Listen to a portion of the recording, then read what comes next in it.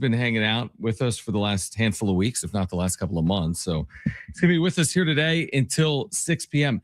Here's a story I wanted to start with off the top of the show. And this is interesting. I don't know if you've been discussing this, Sammy, or not. I've been running everywhere here today, including I was just at San Diego State. We'll get into that. You saw Kevin Acey's report on Joe Musgrove, obviously. So we talked to Kevin Acey today. Oh, you talked to Kevin Acey today. I know you talk to him every Tuesday. I know that. So in fact, if you have it for later, if he has anything on Joe Musgrove specifically from Kevin, we can absolutely play that back here at some point in the next 15 or 20 minutes. But the Joe Musgrove news, I'm not gonna pretend like this is the end of the world, because what's happening here is Joe Musgrove is dealing with the side effects of coming back from Tommy John surgery, and he's going to get some extra rest. And like as Kevin wrote, I don't think this is entirely unexpected, but he also had a quote from Joe Musgrove that I think is getting some play.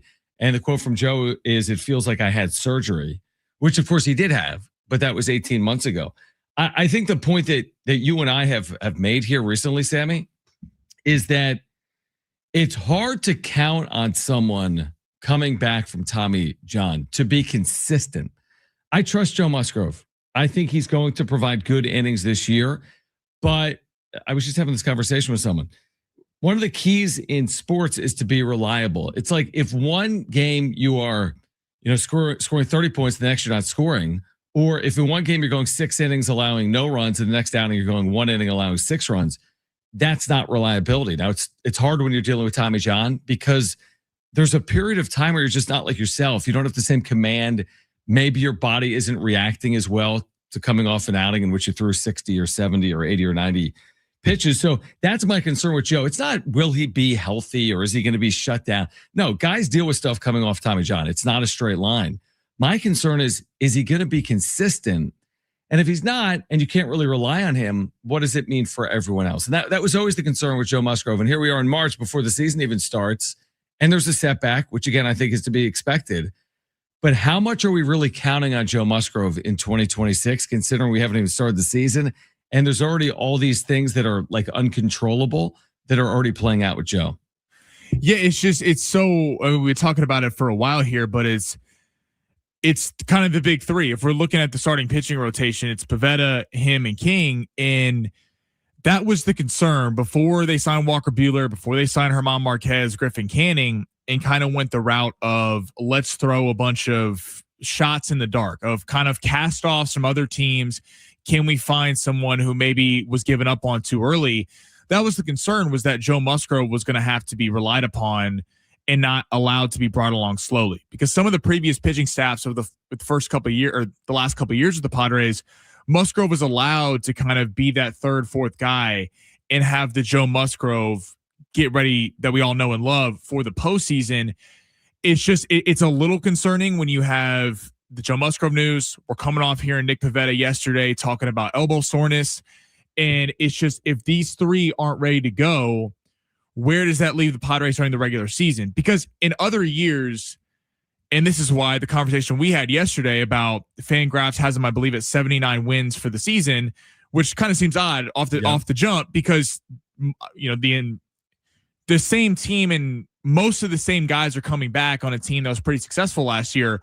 My theory is that it has a lot to do with the Dodgers are obviously a juggernaut, but you have the Giants and the Diamondbacks who have just kind of risen, have gotten better in this offseason. So the Padres don't really have the ability to beat up on 3 teams in their division and despite run out whoever's out there in terms of the starting pitching staff. So yeah, it makes the Musgrove news a little bit more concerning when you're going to need Joe Musgrove to get through the season. This was always like our thought process, by the way, so Joe Musgrove is, Joe Musgrove's coming off Tommy John. Okay. Well, he's not the first and he's not going to be the last, and pitchers have dealt with that. And oftentimes it takes time to fully get back to where you are. And then Michael King's coming off almost an injury that we're not even aware of what it is fully. But again, we're kind of like just trusting in Michael King. And then of course we know, Nick Pivetta right now is dealing with mild arm fatigue. So like, it's just a lot to juggle. Like if I'm Ruben Niebla or if I'm AJ Preller, even like above, like overseeing the organization. I mean, this is why you sign German Marquez and Walker Buehler and, Griffin Canning. Like you have options, but you don't sign Walker Buehler at his age, coming off multiple Tommy Johns, to be Nick Pivetta. You don't sign German Marquez to be Michael King of 2 years ago, and you don't sign Griffin Canning to be Joe Musgrove. There's a reason they were all available. Yeah, that's exactly right. Now, again, do they have value? Absolutely. Can they play a role in your overall success? I was having this conversation, I think actually last night. Sometimes it's like a means to an end. You need to get to the postseason to allow yourself a chance to maybe see, hey, listen, if we get to the postseason, Joe Musgrove, 24 months removed from Tommy John, he could really pay dividends. But the issue is you got to get there. And who are your horses to get you there? And we'll see, I guess is the point. Because if you truly did have start and stop season from Joe Musgrove, start and stop season for Michael King, and you didn't have the best of Nick Pivetta, are we really putting all our faith in Griffin Canning and German Marquez and Walker Buehler to get the job done? And this is what I think why you've had so many people criticize the spending in Major League Baseball and the Dodgers' ability to spend. I keep going back to it. The Dodgers, for a large portion of last year, why they have back-to-back World Series championships, but back-to-back 90-win seasons, is because Tyler Glasnow, they rested for months on end. Roki Sasaki didn't pitch for almost the entirety of the summer, and so on and so forth. Blake Snell missed a lot of time. The Dodgers, because of the resources they have and the farm system the Dodgers have the ability to kind of not take a couple weeks off, but kind of figure out what happens. I mean, there was a point last season where Yoshinobu Yamamoto was the ace and Walker Buehler was the second starter for the Dodgers because they were running out of bodies. And at the end of the day, despite the fact that the Dodgers went through stretches where they lost a lot of games, the Dodgers knew they were going to make the postseason. Mm-hmm. And that's where the Dodgers have so many abilities for things to go right. They can withstand so many injuries and mistakes because of the depth. The Padres, on the other hand, going in the postseason, if Musgrove, Pivetta, and King are healthy, I think you feel pretty good about that big three. But that's a big if, because everything feels like it has to go right for the Padres during the regular season. And coming off a year where so much went wrong last year, with Yu Darvish being hurt, Michael King being hurt, Dylan Cease having a real down year, not able to get through the second time through a lineup. It's a little concerning that we're 2 weeks out from opening day and we're already having these questions about two of the major three pitchers for the Padres. And it goes back to like the general point is, why is it that the projection sites are projecting, could use another word there, but like why are these sites saying they're going to win 80 games? Why are they saying they're going to win 79 games? I'm telling you why. And Sammy's saying the same thing. It's because of starting pitching. Nobody's questioning Manny Machado. Manny Machado will be Manny Machado. Nobody's saying Fernando Tatis Jr. isn't good. Could it be better? Yeah. But nobody's saying it's not good. Nobody doesn't like Jackson Merrill. Nobody doesn't like their bullpen. Nobody's questioning Craig Stammen. I mean, that's a factor. How's the first-year manager going to do? But the only thing these projections are telling me is, hey, the front of your rotation has question marks because of its health, not the players in their prime. I mean, if you told me Nick Pivetta from last year returns, awesome. If you told me Joe Musgrove from 3 or 4 years ago returns, amazing. And if you told me Michael King from 2024 returns, I'll tell you, if that were to happen, they're winning 90 games. If you had totally Musgrove and King and Pivetta all at full strength, the problem is they're not going to be. And I hate to say that on March 10th, but I'm telling you right now that Joe Musgrove season isn't going to be vintage Joe Musgrove, unfortunately, because that's just not how it works off Tommy John. I'm optimistic on Michael King. I think he can prove people wrong. I think there's a reason they gave him $75 million if he sticks around, and even $25 million for 1 year. And I'm optimistic on Nick Pivetta. I'm not overly concerned because of this mild arm fatigue. Something worth watching, because everything that's bigger than that always starts as mild arm fatigue. But look no further than the front of the rotation as to why they're projected to only win 80 games. So forget about the front, Sammy. It's the back too. I mean, Randy Vasquez, I think people are high on him coming off last year. I think that's completely reasonable. And then beyond that, it's all these wild cards that were all signed in the last 3 weeks that have a lot to probably prove to Padres fans and their teammates and themselves in the process as well. And the Nick Pivetta news kind of hit me earlier. I think something that got lost, and it was a couple months ago. Remember when all the rumors were coming out about the Padres potentially shopping Nick Pivetta, and we were all sitting here going, "What? The starting rotation's thin anyway. You're going to get rid of the one guy who was consistently good last year and consistently available." It brings some pause that the Padres feel like they know something. I'm not saying Nick Pivetta is going for a down year, but did the Padres, are the Padres thinking that they got the best of what Nick Pivetta can be last year, which is healthy for the majority of the season, was the ace of the rotation, and they were looking to possibly move him for another starting pitcher, despite the fact they were already thin at the position. And now all of a sudden we're hearing about elbow fatigue. So there's a lot of kind of subtle red flags here that I'm not saying is code red, because Nick Pivetta hopefully has the exact same year he had last year. But the Padres were kind of telling you something with the fact that they were looking possibly to move off Nick Pivetta, and now all of a sudden we're hearing about elbow soreness. It just gives you a little cause for concern.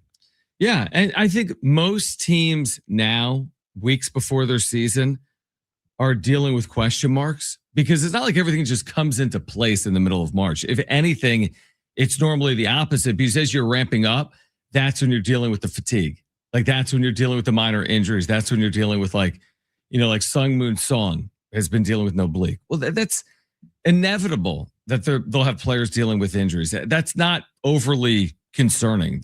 You don't want it to be players like Machado, Tatis, Merrill, Bogarts, Musgrove, King, Pivetta. You don't want those players to be dealing with it. Mason Miller, right? Other players in the back of your bullpen. But inevitably, you're going to go through the course of a season. There's going to be bumps and bruises. Players are going to miss time. Look no further than the LA Dodgers, obviously, last year. The difference, and we've made this point a lot, and we can continue on the other side as well, is that the Dodgers' luxury isn't afforded to the other 29 teams, which includes the Padres. So it doesn't make the Padres like, oh man, they're not the Dodgers. Well, most of the teams aren't the Dodgers. But where the Dodgers can afford to give 8 weeks off for Blake Snell, the Padres cannot afford for Nick Pivetta to miss 8 weeks this year. Like that could be the difference between making or missing the postseason. Exactly. And I mean, look at the Dodgers. Dodgers signed Tanner Scott from the Padres to be the star closer. Didn't work out. He blew double-digit saves last year. What happens? Edwin Diaz is available. And I'm not even faulting the Dodgers. The Dodgers are spending money like they should. I mean, if the Padres had the resources the Dodgers had, I would hope the Padres would spend like the Dodgers. It's a flawed Major League Baseball system, which is why we're headed for a lockout next year. But it does feel like the margins have gotten tight because of the lack of depth for the Padres. And I really think the Fangraphs projections, just national projections, the fact that the Diamondbacks, who people had high expectations for last year, Burns gets hurt, they dealt with a rash of injuries, and the Giants adding a few pieces in the offseason, you just feel like they got better where the Padres may have stayed stagnant. So we'll see if they can hold on to that number 2 spot in the NL West. Is this concerning to you as a Padres fan in the middle of March, what they're dealing with right now? Joe Musgrove saying, I feel like I just had surgery. Nick Pivetta, mild arm strain, and Michael King, again, coming off a year in which he only made 15 starts. 877-767-4760 if you want to weigh in. That's 877-767-4760, or hit us up on our Talkback mic. You can open the iHeartRadio app, click that little red microphone, and let us know your thoughts on the Padres rotation heading into 2026. We'll continue to react to that. Plus, looking forward to catching up with Chris McVay, SDFC defender. What a start to the MLS regular season for SDFC. And Chris McVay will join us live coming up at 2:30. Darnay Tripp from NBC7 is on the show at 4 p.m. We're just getting started. This is San Diego Sports 760. We are live on the iHeartRadio app.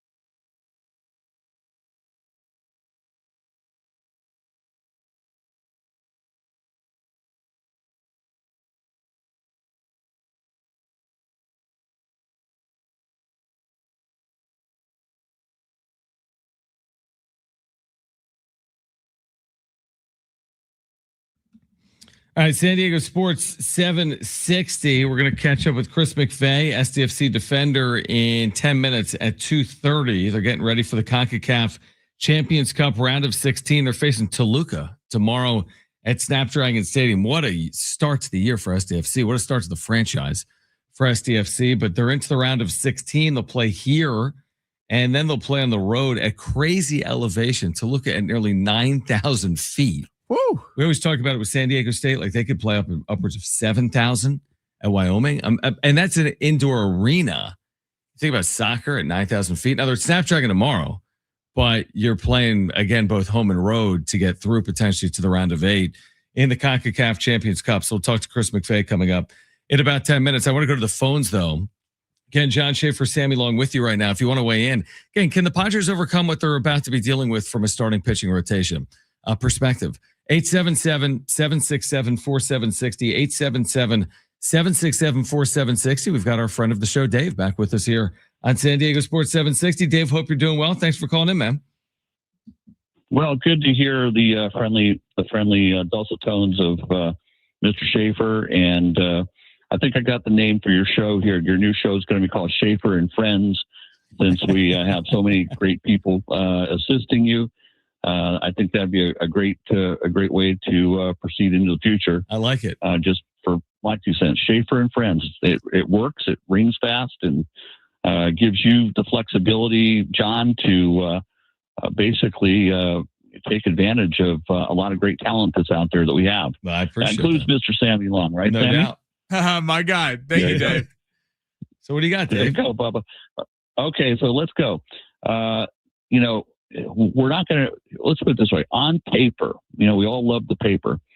They look a lot better on paper this year than they did last year at this time. I think everybody can agree on that. What we don't know is whatever's on paper, pitching wise, especially, has so many different unanswered question marks that will affect whether this team finishes in second or third, or heaven forbid drops down to fourth if they have a rash of injuries and lack of performance for various reasons. So, we're going to find out. I think what concerns me the most is durability of Mike King.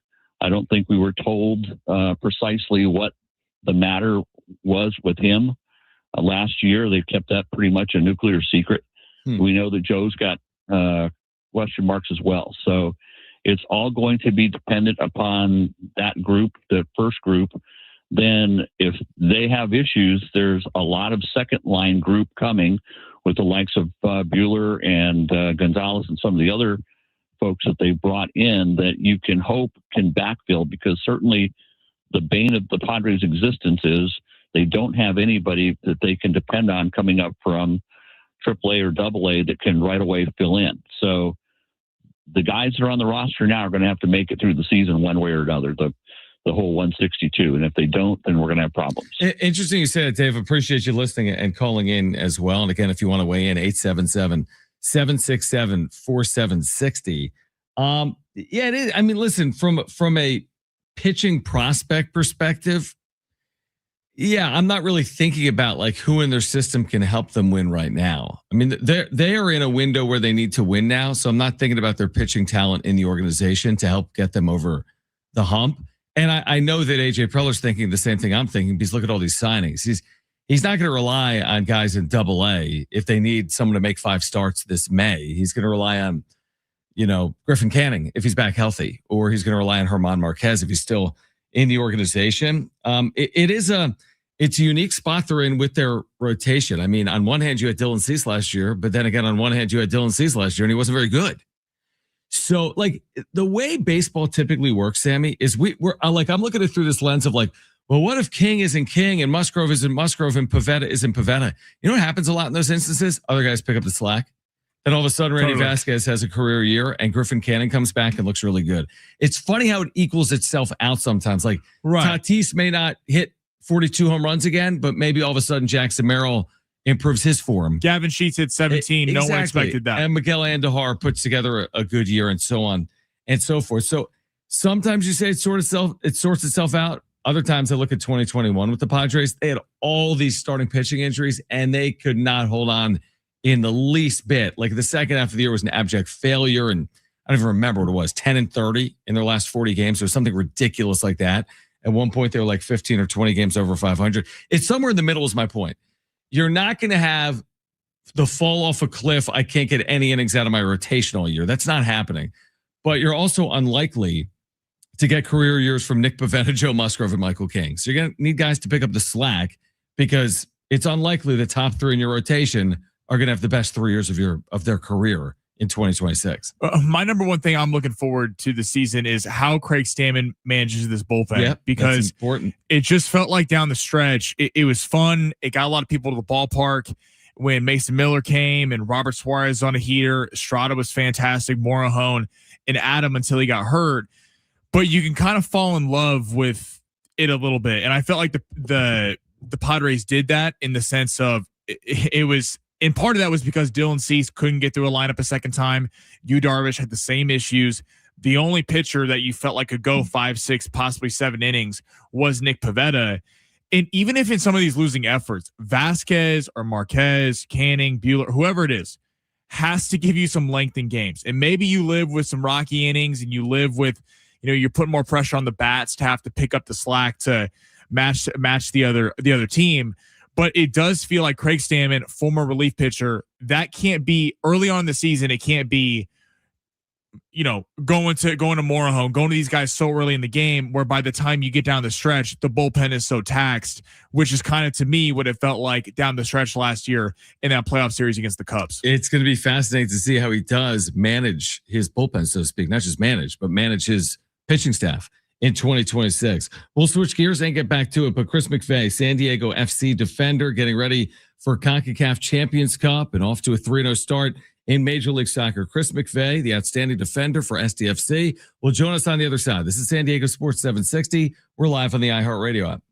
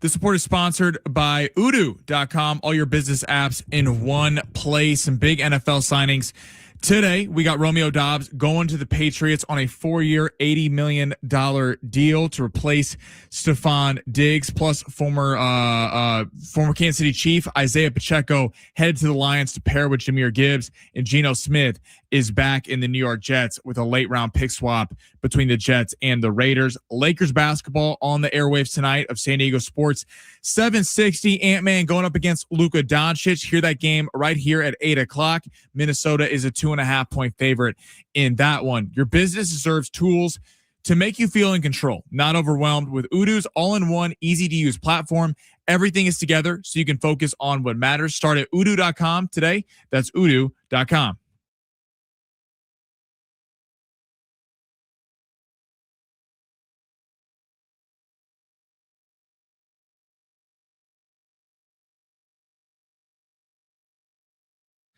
All right, San Diego Sports 760, John Schaefer and Sammy Long. And we mentioned off the top of the show, Chris McVay, SDFC defender, back with us here on San Diego Sports 760. And of course, you're home for SDFC here on 760. It is a busy stretch right now for the club, off to a really good start in Major League Soccer at 3-0. And now returning to CONCACAF Champions Cup action tomorrow night against Toluca at home at 8:30 p.m. So first of all, Chris, appreciate you taking a few minutes for us here today.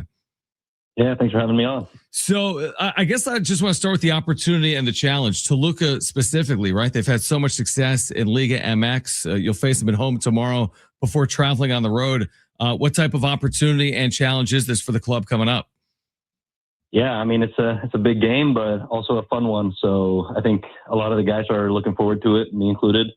And yeah, it's going to be a good challenge for us. But yeah, if we play the way we know we can play, then we'll have a good chance, I think.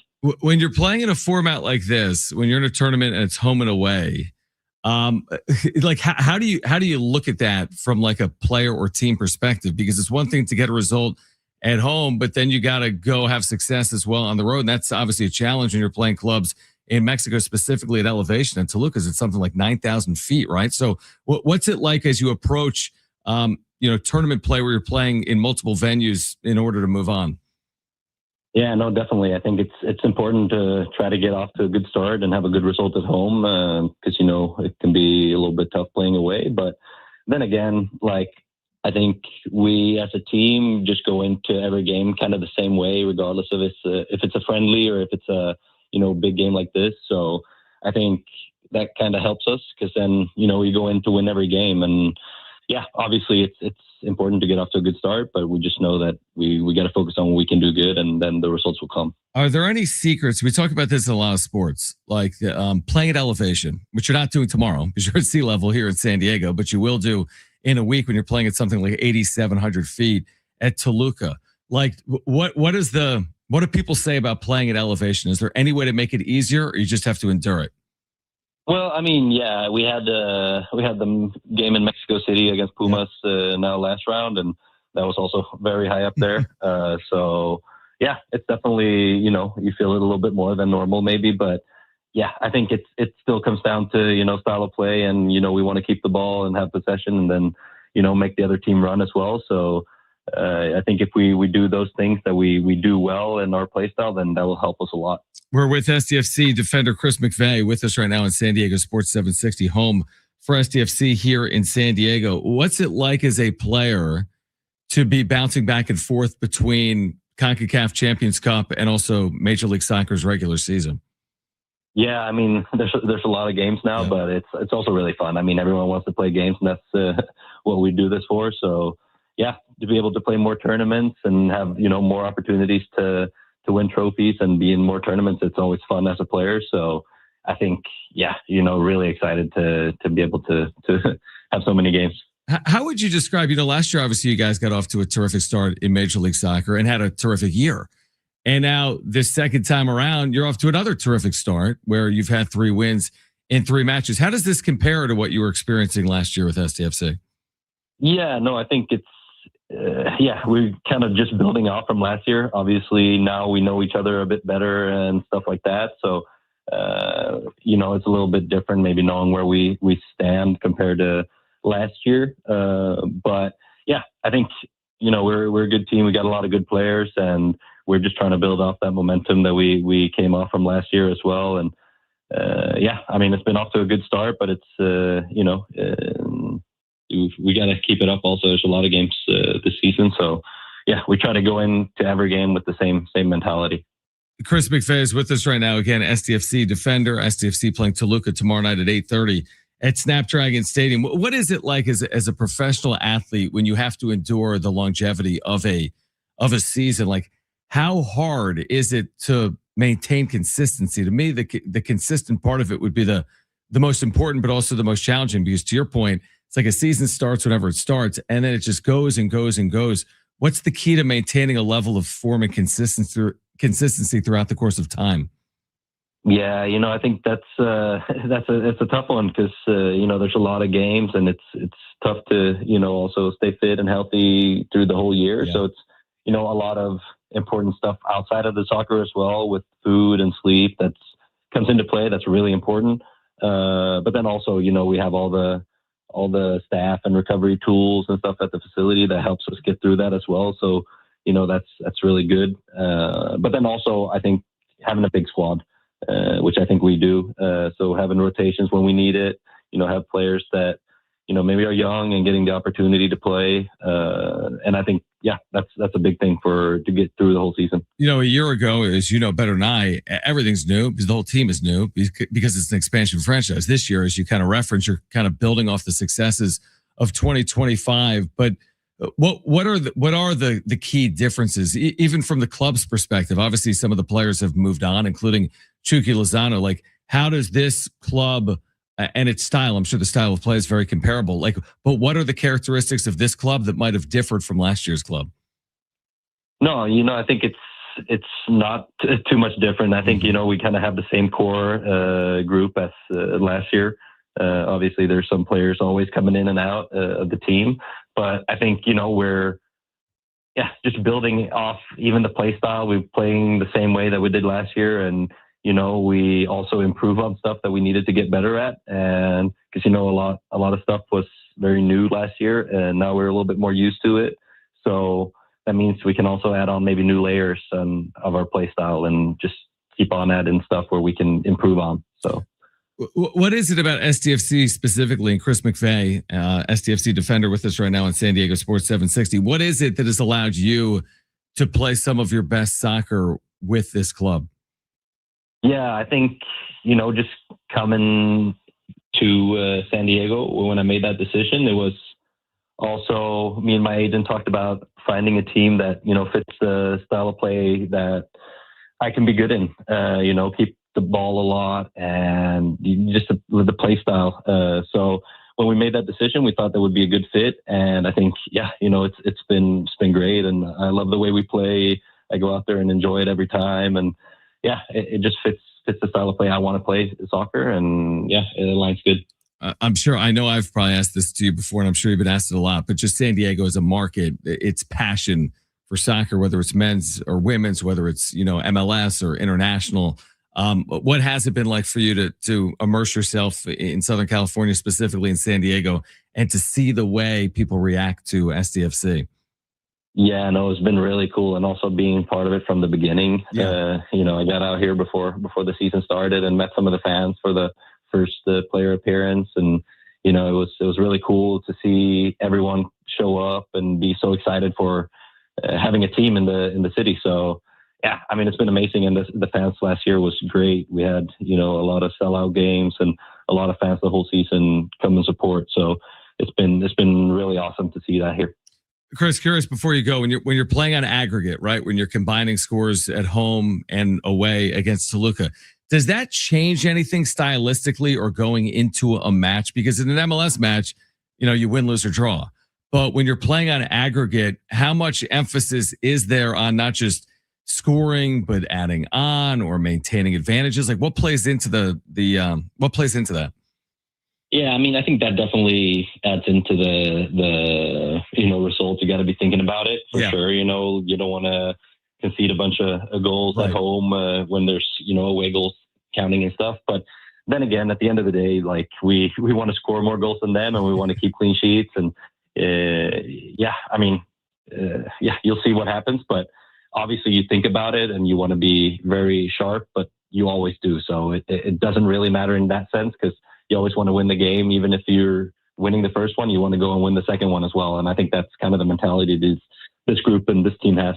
Yeah, really good perspective. It's not like, it's a great point. It's not like you win a match 3-0 and say, well, let's just lose the next match. The goal remains to win the next match, regardless of where you are on aggregate. Chris, we're looking forward to tomorrow night against Toluca, and congratulations on a great start to another year here in San Diego. And we look forward to connecting soon.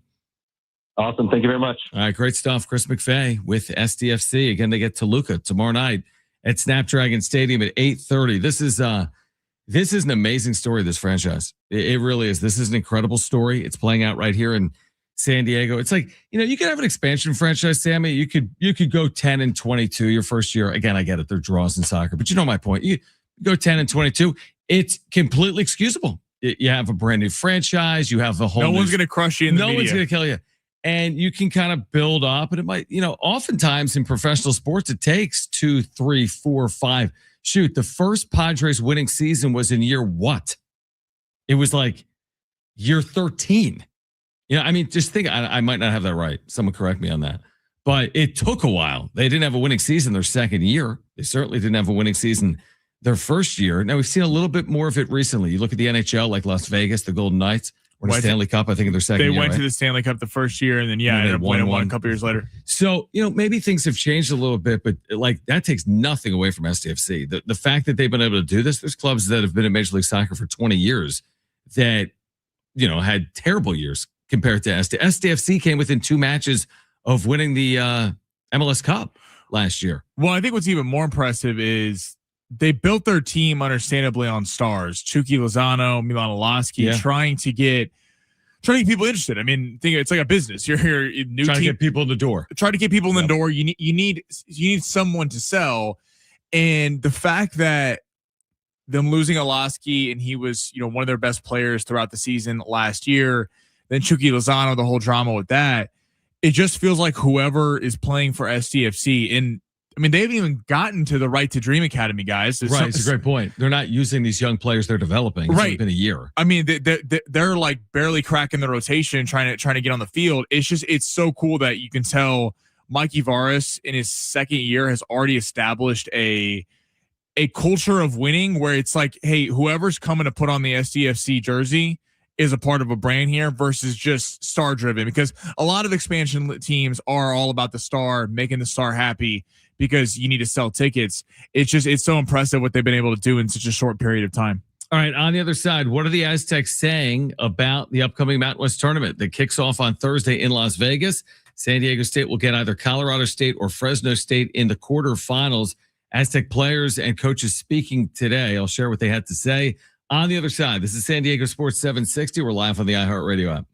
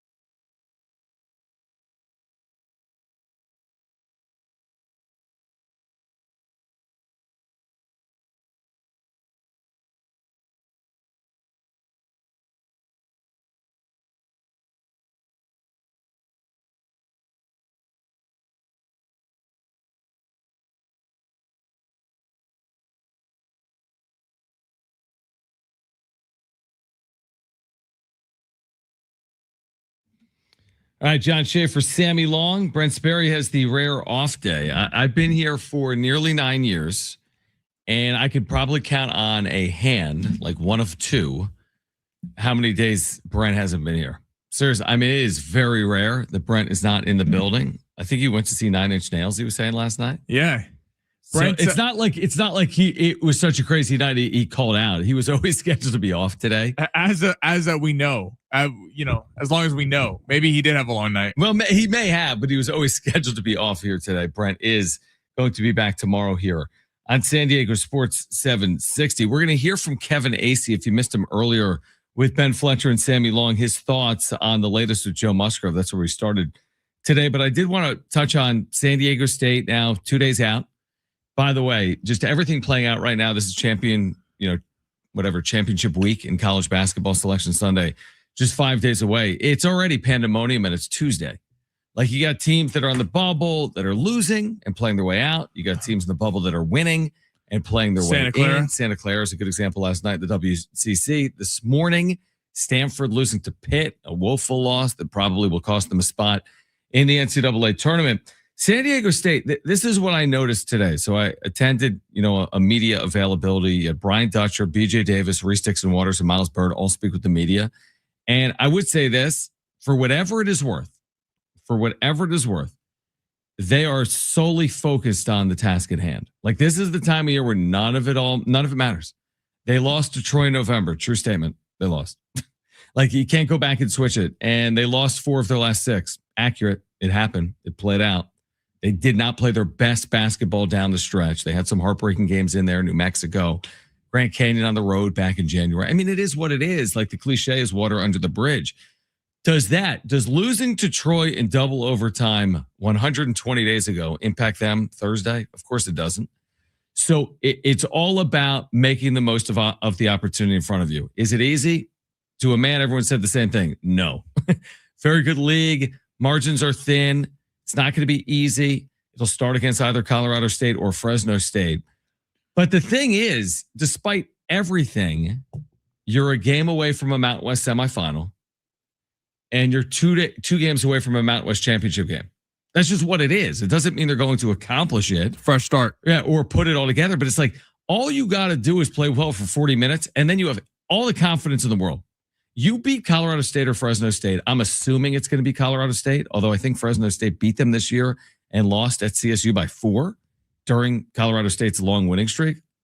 But let's just say it's Colorado State. I mean, you beat Colorado State. It's like everything else is in the past. Heading into this, it's still like, hey, like, who is this team? What about the expectations? I think they've put that all to the side, but I just think it starts Thursday for me, Sammy. Like, I think Aztec fans are going to be very confident and feeling a lot differently if Thursday goes their way. Because then all of a sudden you can kind of taste it. You're 2 games away from reaching the NCAA tournament. So I think there's optimism. I think everyone understands it's a challenge and the team's going to need to play well. They'll have to rebound better than they have just in general, I would say, over the last handful of games. So I'm excited. Thursday night, 6 p.m., San Diego State beginning its last Mountain West tournament in the Thomas and Mack against either Colorado State or Fresno State. College basketball is the one rare sport where you literally get a lifeline. I mean, it's to the point you're making. It's a fresh season. I mean, the Troy loss doesn't matter. The Michigan loss doesn't matter. The Utah State win doesn't matter. Everything is in the rearview mirror. And it's kind of like, can you take what's happened in the last 3-4 months and take the best pieces and put it together? I'm curious with this tournament because with the fact that so far up to this point, even Utah State, I wouldn't say is some great team, but they've been the best so far in this conference. Mm-hmm. I think because you've had a lot of the Mountain West Conference just being a lot of solid to good teams, but not a single great team, you've seen teams struggle on the road. We've certainly seen the Aztecs be a tale of 2 different teams at home versus on the road. Sure.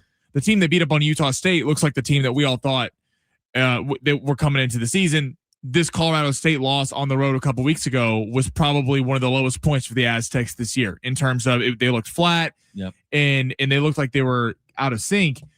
And on a neutral floor, I know UNLV is at home, but for most of these teams on a neutral floor, it's kind of a wild card because you don't know who has been the best team so far this season without the home court advantages, because the Aztecs have certainly benefited from that. New Mexico has certainly benefited from that. Utah State, Colorado State, all these teams.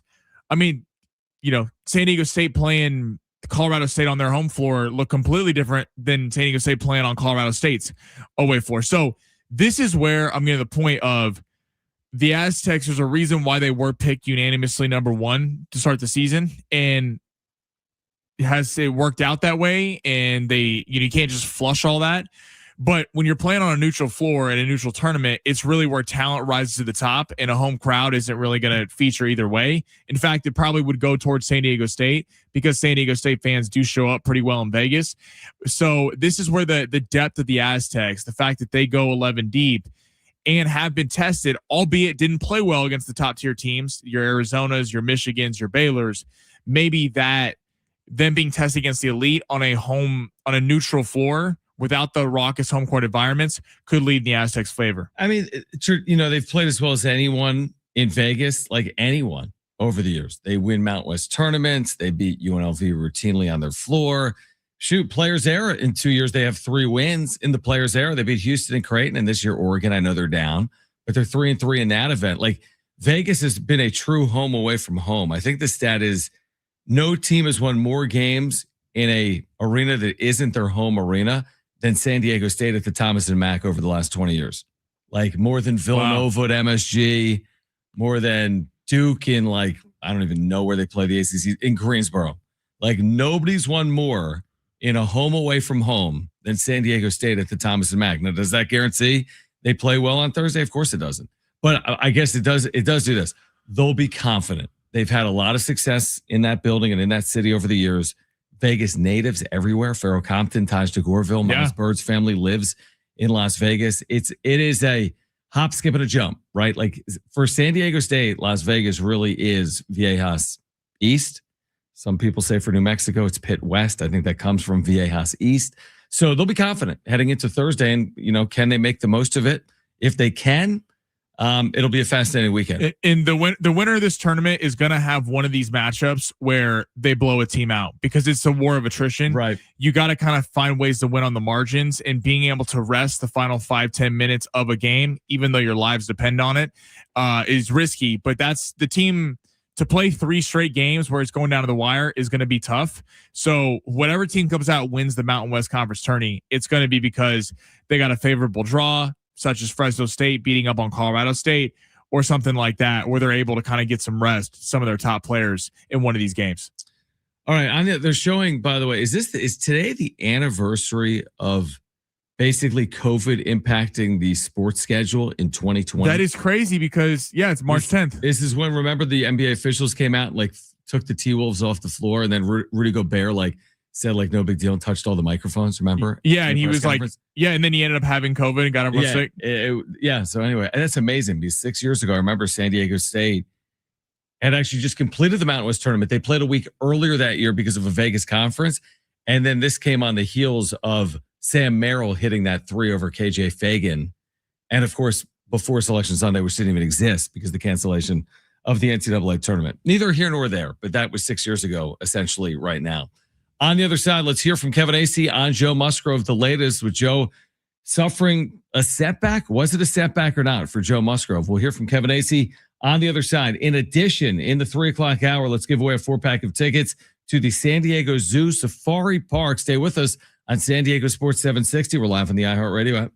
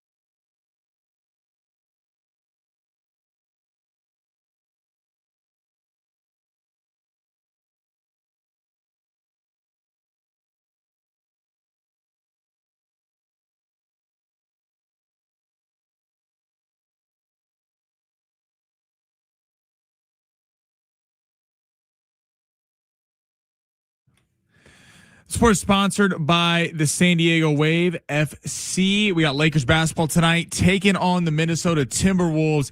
Minnesota's a slight favorite at -2.5 in Los Angeles. Point total set at 230.5. LeBron James is questionable for the game tonight. The game will be on San Diego Sports 760. That's where you can hear it. And Geno Smith going back to the New York Jets to be the QB1 for this season with a late round pick swap between the Raiders and the Jets. Also, Romeo Doubs, star wide receiver for the Green Bay Packers, headed to the New England Patriots on a 4-year, $80 million deal. It's time to pack Snapdragon Stadium. San Diego Wave FC is back for the home opener on Saturday, March 14th at 5:45 p.m. Tickets start at just $20. Visit San Diego Wave FC.com today to secure your seats. Vamos Wave.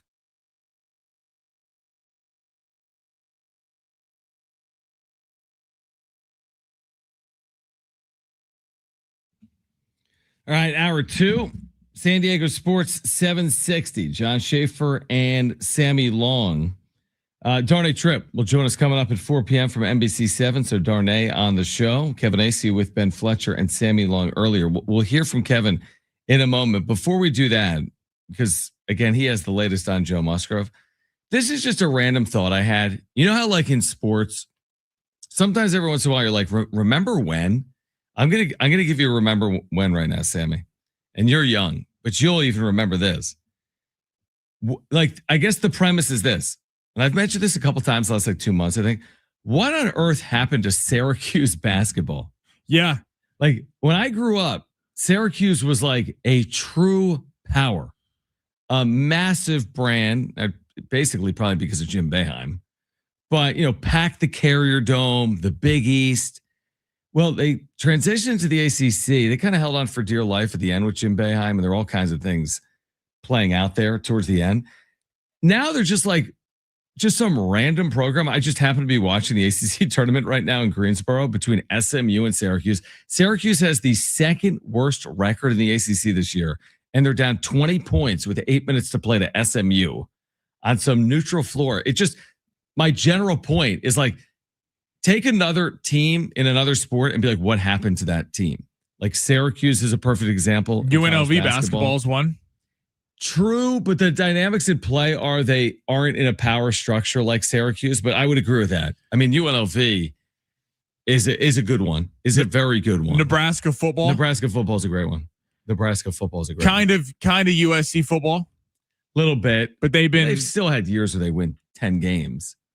I'm trying to think what other college programs, not even just college, like just something in sports, like whatever happened to, or like an athlete. It's like, like Brady Anderson with the Orioles hit 50 home runs one year. Like whatever happened to Brady Anderson? Like give me your example of that. 70470 started with the word team, player or team. Like whatever happened to 70470 started with team, or call us 877-767-4760 or open the iHeartRadio app and click that red talkback mic after searching for San Diego Sports 760. I think I'm trying to think of one for every sport. I think in the NBA, you could look at the Chicago Bulls for how dominant they were in the 90s. And It's surprising how, outside of Derrick Rose, kind of how irrelevant they've been the last 25 years. Yeah, definitely. With like in a massive city, you thought people would like that'd be an attraction. I'm trying to think in the NFL, I guess New York football. I mean, the Jets have never been good, but maybe the Giants. I mean, the Giants with Eli, that team was winning left and right. And I mean, they're kind of exciting for next year with Jackson Dart, but the last decade and a half, they've been miserable. I'll give you one for hockey. Whatever happened to Canadian hockey? Yeah. They haven't won a Stanley Cup in over 30 years, and there's 7 teams in Canada. That's a great point. And hockey is the premier sport up there. So you'd think that they would be better. Yeah, it'd be like if we had, if the NFL didn't have a champion out of like the U.S. for like, what if there were like 4 teams in Canada and like we didn't have a U.S. champ for like 5 years? Like, what? How have we not had an American champion of the Super Bowl in the last 5 years? 760 says Georgetown basketball. Yeah, that's a good one. That's a good one. Yep. What there's got to be somewhere missing here. Cowboys. Cowboys is the best. That's 913. The Cowboys, the kind of the Yankees in a weird way. Yeah, I haven't won a World Series since 2009. I mean, Yeah, I mean, you could go, honestly, you could do it until you're blue in the face with athletes, like players, not teams. Like you'd be like, whatever happened to Larry Johnson Jr.? You know what I mean? Like who had like 2 monster years of the Chiefs and then like fell off the face of the earth. Like there's countless examples of that, you know? For whatever reason, my mind is circling around the Chiefs. Whatever happened to Priest Holmes? You know I mean? Christian Okoye, the Nigerian Nightmare. Exactly. But anyway, if you have some of those, you can text us or call us 70470 start it with team or 877-767-4760. The Cowboys might be the prime example of that. I mean, if you think about it, because although the Cowboys are maybe the biggest franchise in sports, period. In American sports, I think they are. In American sports, 100%. But it is kind of crazy to think that, quote, America's team hasn't been to an NFC Championship game since 1996. Correct. Was it 96 or 95? It's 95 or 96. Oh, okay. It might be 95. January of 1996. Yes. Yeah, so, 95 season. I mean, that's kind of crazy to think about. Seasons. 31. I mean, that is insane. I think when you can't get to an NFC title game in 31 years, you lose the title of America's team. Yeah, it's only been further entrenched. They have more viewership than probably ever. Right now. All right, Kevin AC, set this up for us, Sammy. Is this the question and answer, or what are we getting here from Kevin? We're just getting the answer of Kevin AC, but Ben basically asked him earlier about Joe Musgrove and Nick Pivetta. So there's a little Nick Pivetta in this too, but about the soreness in the article he wrote this morning. Right. Well, we're talking about two guys with arm fatigue, one of them coming off Tommy John surgery. And if you had to, listen, take this in context here. If you had to be concerned about one of them being like ready or full go or, you know, like you were expecting at the start of the season, it would be Joe. And that's only because there is uncertainty, and they've been really straightforward about that from the start that, hey, Joe's healthy, but we're going to not push him too hard. And so that's what's happening now with him. Pivetta, he missed the start. He's going to start on Saturday. He missed the start through today, what they call a touch and go. It's a light bullpen for a throw bullpen on Thursday after the off day, and then start on Saturday. And I would think he went 3 innings. As long as he can get to like 4 and like, let's say 60 pitches this time, I would think that then he goes like 6 or 7 days later and gets up to 70, 75 pitches, and then he's lined up for opening day is what I would think. But look, I understand the concern anytime, or of course, anytime that you hear, especially if you're talking about one of your top starters, you hear arm fatigue or, oh, he's being pushed back, there's concern. But Nick Pivetta is, by all accounts, fine. All right, okay. By all accounts, fine. I'll take him. I'll take Kevin, obviously, at his word. But, you know, even what he just said there about Pivetta throwing Saturday, initially it was Friday, and now it's Saturday. And come Saturday, you're 12 days out from opening day. I guess my point now is, how taxed is this bullpen going to be once the season starts? Oh, it's going to be taxed. The good news is there's off days left and right the first month of the season. So you can rely heavily on your bullpen. All teams do early, but Musgrove, obviously it's significant because it's Tommy John. So you can't, you have to be cautious with Joe Musgrove. They're going to be cautious with him for a long period of time. I would think in 2026. Pivetta, I mean, even what he was saying there, like, hey, he goes 3 innings and then you build him up to like 60 pitches and maybe you build him up to 75 pitches.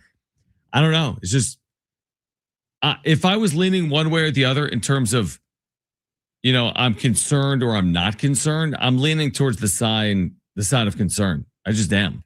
Like when I hear mild arm fatigue and the guy's being pushed back, and then Joe Musgrove dealing with whatever he's dealing with, coming off Tommy John. And by the way, Joe Musgrove, like, is at the very beginning of this process in terms of getting back onto a major league mound during the regular season. Has he not? He's made 1 spring appearance, isn't that right? Yeah, 1 spring appearance. 1 appearance, and he's already been sidetracked. And I'm not blaming. I'm not saying he's going to be shut down or he's not going to have a potentially productive year. But 1 spring appearance, and he's being quoted as saying, like, I feel like I just had surgery. And he's being pushed back potentially as well. And they don't have really a timeline on Joe Musgrove. So I guess I'm just saying, like, be prepared. Like, be prepared for an interesting start to the year, and be prepared for this bullpen get a ton of work once late March gets here in a couple of weeks. Right. And I think it's also a little bit of last year, the Padres were cagey. They were cagey about Michael King's injury. They were cagey about Yu Darvish's injury. The Yu Darvish thing was unlike anything we've ever seen because it was, he's a little setback. This is nothing before the start of the season. Yep. Then all of a sudden he's going to be out 2 weeks. We don't see him for two to 3 months. I forget the exact day he came back, but it's concerning because back to what we were talking about earlier, the season completely hinges on these guys. I mean, if Musgrove is out for a significant portion of time, if Pivetta is out for a significant portion of time, I mean, you are really scraping the bottom of the barrel here in terms of starting pitchers to give you a length, and it gets you wins. And the Padres have the luxury of that. They have some great bullpen. So if you do get a lead, you feel like you can kind of hand the ball to him and if he nails the rest of the way through, but that's fine early. And we saw this team have a lot of success early last year at 14-3, but when it's July 20th in the bullpen, you're dealing with guys going over on their innings and getting taxed left and right. I mean, historically, now the Dodgers actually had one of the highest bullpen usages last year and won the World Series, but typically teams that have some of the highest bullpen usage rates are not winning World Series. And the Dodgers thing was a little bit different because they basically used their starters as their bullpen in the playoffs because they just went 7-8 innings every game. It was a very unique situation. The Padres cannot fall back on the crutch of we have a bullpen with some big names in it that people come to the ballpark to see. It's fun to sell tickets in April, and they're going to win a decent number of games. But what that will do down the stretch there is concerning if these guys can't go, the starting pitchers. Also, Kevin made the point recently with me that with a bullpen, as good as the Padres bullpen is, there's no part of a baseball team with more variance than a bullpen. You have a good year, you have a bad year. It's hard to explain. You have good pitchers have good years, good pitchers have bad years. Tanner Scott. Right. Like it's not even explainable. It's just not explainable. And it happens with hitters as well, but even more so with relievers than it does so with position players in a lineup. All right. On the other side, one of the reasons why Travis Kelce says he's returning may surprise some people. We have that for you on the other side. In addition, we're giving away a 4-pack of tickets to the San Diego Zoo Safari Park, and we will do that this hour. And Darnay Tripp joins the show from NBC7 at 4 p.m. This is San Diego Sports 760. We are live on the iHeartRadio app.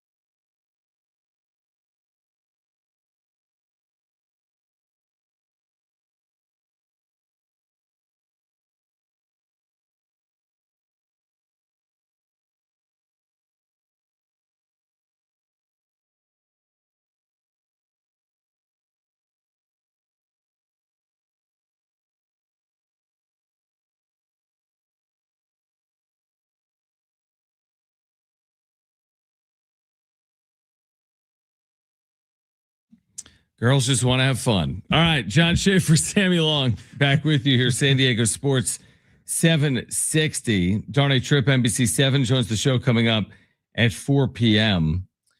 We spent a lot of time yesterday on NFL free agency. One player we did discuss in general was the return of Travis Kelce, one of the top tight ends in the history of the NFL. Of course, he goes on with Pat McAfee today. And he lists one of the reasons why he returned, the influence of his fiance, who you may know, Taylor Swift. Kind of popular. Yeah, kind of popular, kind of a big deal. So Taylor Swift, here's the quote from Travis Kelce on Swift. We share the same love for what we do. And fortunately, we've had this desire since we were kids in our selected professions. It's amazing to see her keep going to the table, keep finding new things to write about, keep finding new melodies. And on top of that, still seeing her have that love and joy in what she does. He says, of course, that's motivating. I understand the point. Like the premise with sports, how many times have you heard this said? Like when a player retires, a piece of them dies because you're never going to be in that, brotherhood again. It's like you could be an analyst and a commentator, you could be a coach, but you're never like putting on the uniform in the same way. You're not going at it through that same like lens or prism as a player. So I understand, like when you love what you do, you don't want to stop doing what you're doing. I can imagine it's like that to the nth degree when you're a successful player. It's like this guy's won at the highest level. He's been on some of the greatest teams in NFL history. He's coached by one of the all-time greats. He's got one of the all-time great quarterbacks. He's regarded as one of the best players in the history of his position. Like, yeah, I get it. Like you don't necessarily want, maybe on one hand, you're like, you know what? I kind of given it my all. It's time. And on the other hand, you're like, do I really want to stop doing what I've done since I was 8 years old, which is put on, a football uniform and play every weekend. And, you do that for 20 or 30 years. Like I kind of get it. It's probably hard to give up. So to me, it's a little bit of a last dance, for Travis Kelce.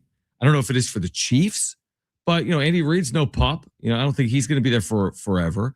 Mahomes coming off injury. We'll see what the second act looks like for Patrick Mahomes. But don't you feel like for Travis Kelce, I mean, obviously the end is near and it's probably, a year from now, if we were guessing, even with him returning. Well, shout out to Taylor for giving us our tight end back because Travis Kelce, although does he have the same wiggle he used to? No, he's definitely gotten up there in age. His play has gone down a little bit, but Travis Kelce at 80% of what he once was is still one of the best tight ends in football. Dude had over 800 receiving yards last year, led the team for the Chiefs. And that was with no running game. The Chiefs were the only team to not have a running back average more than 4 yards per carry. They had one run over 20 plus yards last year. And no one was really getting open. Rashee Rice spent the first 6 games. Worthy dealt with injuries. I mean, it was really Kelce by himself. And I feel like if you're Travis Kelce, Mahomes is rehabbing. Sounds like he's going to be ready to go for week 1. We'll see. Obviously, a little bit of a ways out here, so maybe there's a setback. But per reports, things are progressing well.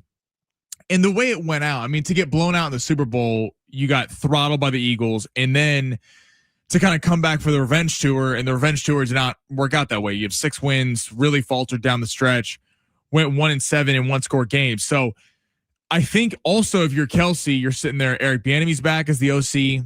The Chiefs just signed Kenneth Walker. Mahomes has never had a running back like this. The only time he's had a bell cow running back was Kareem Hunt in Mahomes' second year starting, but his first year starting, second year in the league, and then Kareem Hunt got kicked off the team 10 weeks into the season. So Mahomes has never had a big time running back. Kenneth Walker is going to open up a big play action game for Travis Kelce. And Travis Kelce, I think, is sitting there going kind of like Tom Brady at the end of his career. It's like he's 42, 43 years old. People are like, Tommy, and keep playing. And yet he's consistently in the top 5 in passing yards and touchdowns. And I remember Brady saying, I'm still playing at an elite level. So it's kind of hard for me to give it up when I'm still one of the best players in the world. And even though Kelce is not what he once was, I kind of see a similar thing in that Kelce is still a very valuable member to the Chiefs, and teams were actually offering to pay him more money to try to leave Kansas City. He's just been such an institution there. Why would you leave? So I think until the wheels literally come off, I think this will be one more year for Travis Kelce and then retirement. Yeah, it's like if you're Kelce and you spent your entire career in one spot and one like this, Like it would have felt different for me if Kobe's final year was at the Bucks. Yeah. I mean, just now there's athletes that do it. Shaq, I'm like, wait, what? He played for Boston? Like this guy played everywhere, Right. and it's fine. But isn't there something extra special about Jeter only with the Yankees? Isn't there something Right. extra special about Tony Gwynn just with the Padres? I mean, be honest. And it is Kobe Bryant just with the Lakers. To me, that's extra special. Like if Travis Kelce finishes with Philadelphia, it's just odd. It's not that he couldn't be productive and successful and help a team like the Eagles win. It's just like, I don't know. Like, how are you going to be remembered? And now in today's sport, players change franchises by and large, 9 and 10 at least. More than that. There's no way it's only 90% of professional athletes today play with multiple teams. It's got to be 98% of professional athletes play with multiple teams today with free agency, and that's what makes it extra special When someone stays, especially when you're good. It's one thing to just be like, he had a 10-year career with the Jets. They sucked. It's another thing to have a 14-year career with the Chiefs and make it to the Super Bowl every other year. Right. And if you're Travis Kelce, I mean, we've seen players do this. Ironically, another former Chiefs tight end, Tony Gonzalez, was a Chief, went to Atlanta, kind of claimed Atlanta as his team, and KC disowned him for a little while. And then he kind of got it back. It was like, I love Kansas City. But I mean, outside of Brady going and winning a Super Bowl with the Bucks, so he's entrenched as a Bucks legend because he won at the highest level. It just feels like we've seen players do this. Ironically, another former Chief, Jamal Charles, did this at the end of his career, went to the Denver Broncos, and it just kind of wasted his career away. Not his whole career, obviously still a legendary Chief, but this last year, it's like if the Chiefs are going to be in contention, are they the favorites? No. But are they a team that you could see getting hot in the postseason? Yeah, I feel like for his last season, he was going to entertain going somewhere. I saw New York radio talking about him going to the Giants. Like, come on. Like, what are you doing? He's for 1 year. He's going to take a little bit more money to go to the New York Giants. I mean, the dude signed a podcast deal for $100 million. So I don't think he's strapped for cash with his, with his wife, estimated value over $1 billion. So, but to your point, it is cool when players stay with teams their whole career, and it feels like it's getting even more rare throughout the years. Yeah, it's like one of the key distinctions for me between like LeBron James and Steph Curry is like LeBron bounced around. Like not to take everything away from him for bouncing around like that, but it's like it's just different to me. It's like you look at LeBron a little differently than you look at. I get it, Jordan finished with the Wizards, but nobody remembers him with the Wizards. But again, Kobe spent his entire career in one spot. LeBron has had different career arcs in different places. And people brought up the point about Steph Curry. Would Steph Curry leave the last couple of years because the Warriors aren't really in contention? But to that end, it's like you've spent so much time. You're just an institution in the Bay. Outside of Barry Bonds, who's more, a Bay Area athlete, a bigger Bay Area athlete than Steph Curry. Are you really going to mess that up for 2 more seasons? I don't know. Yeah, I'm 100% with you. All right, on the other side, speaking of the NBA, a solution to make it better. Is this actually what the NBA would consider doing moving forward or not? Plus, Darnay Tripp, NBC7, will join us coming up at 4 p.m. The latest on the Padres this spring and their rotation question marks right now, along with STFC's fast start and the Aztecs' big weekend coming up in Las Vegas, Nevada. Darnay at 4. We've got a giveaway for you, the 4-pack of tickets to the San Diego Zoo Safari Park. We'll have that for you coming up this hour. This is San Diego Sports 760. We're live on the iHeartRadio app.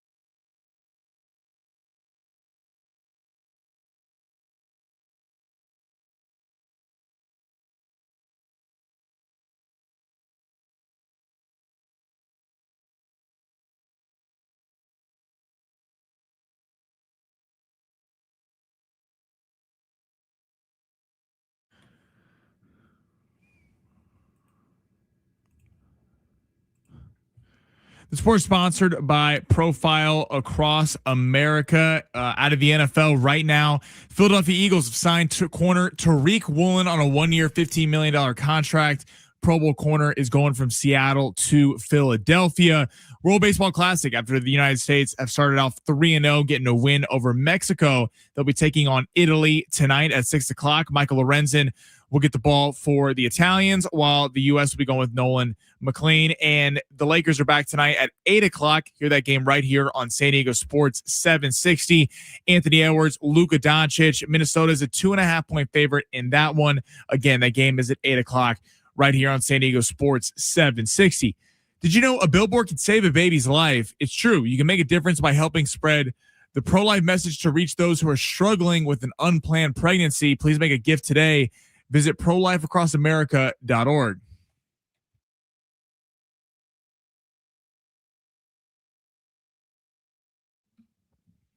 All right, John Schaefer, Sammy Long. We've got those San Diego Zoo Safari Park tickets to give away. It's a 4-pack of tickets. We'll do that coming up this hour. We also remind you that, how about this? Wait, we have coverage at 5:45 tonight? Oh, the Lakers? Lakers play at 8. We have Santa Clara Gonzaga at 5:45, according to this liner. And I do think that Mike sent that out in his email. And I was like, oh, that's interesting. So I have to check with Mike Usher on that. So we get a little WCC action, then a little Laker action? Yeah, we get a little bit of a 15-minute 15 minutes off at 5:45. WCC tournament tonight, Santa Clara Gonzaga, pregame coverage at 5:45. All right, I'm in. I'm doing a John Schaefer day. I'm doing 6 hours of radio. Dude, you're doing more than I typically am doing. You do 4, but then you call games. 6 is a lot. There's been a number of times though over the years, like in the history of like 1360 or 760, where I had to do the like double dip, where like, I would do like, let's say Mark Willard was off and I filled it in with Rich Orenberger, and then I did 3 hours like Steve Hartman, something like that. But it's a lot. It's because basically you're just hungry. Yeah. And it's tiring. I mean, is it hard? Is it the hardest thing in the world to just sit and talk for 6 hours? No, I wouldn't call it the hardest thing in the world, but you're just looking for like you just are looking for like 5 minutes to eat, use the restroom, of pure silence, take a deep breath, something along those lines. My dad and I were actually talking the other day. Speaking of Steve Hartman, I mean, 6 hours for him is nothing. And Steve Hartman really missed his call as being a filibuster. I mean, could you imagine him on the floor of Congress or the Senate? I mean, just talking for 48 hours, only 48. He could go for a long time. It'd be fascinating to see. He could absolutely go for a long time. By the way, a lot of people weighing in on the text line in regards to like what happened to these teams or players or brands, even a brand. Like, forget about sports. Like, what happened to RC Cola? I don't know. Like yeah. What happened to Jell-O? I mean, do people even like make Kool-Aid Jell-O anymore? Kool-Aid. There's a good one. 70470. Start it with the word team, or hit us up on the talkback mic. Open the iHeartRadio app, search for San Diego Sports 760. Click that little red microphone icon. Like 619 says, Cowboys remain a brand but haven't won. Kind of like Florida State football, Syracuse basketball, I would say, is no longer a brand. I agree with that. 619 saying UCLA basketball won championship in over 50 years after 10 and 12 years. Interesting. Raiders haven't won diddly squat in 25 years. 858 saying what happened to UNLV basketball. Same with the Houston Rockets. I mean, the Rockets were like Jordan missed 2 years and Akeem Olajuwon was there, right? Right. They won in the 2 years that he was gone. Yeah, exactly. But those are good. I mean, the Rockets are at least a decent team this year. They're going to make the playoffs. UCLA basketball is a really good one. It's a good one. I mean, the UCLA basketball went from being the premier college basketball program to, for a lot of years, they just weren't even competitive. And the Raiders is true too. The Raiders and the Cowboys might be the two biggest brands in the NFL, and they haven't. The Raiders certainly haven't even been in the playoff picture. Last time was Derek Carr, and the Cowboys feel like they get there every year and lose. No, those are good ones. And then someone said, from an athlete perspective, and I do think this is a good one. This is a blast from the past. The former number one golfer in the world, David Duval. Wow. 913 saying David Duval. All right. Interesting story out of the NBA today where Steve Kerr, he has said this before, kind of doubling down on fewer games would be better for the league. He said the NBA should shorten the NBA season to 72 games.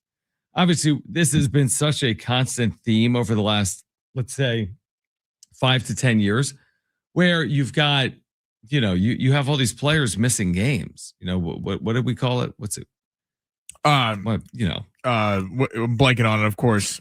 Oh my God. This is what happens.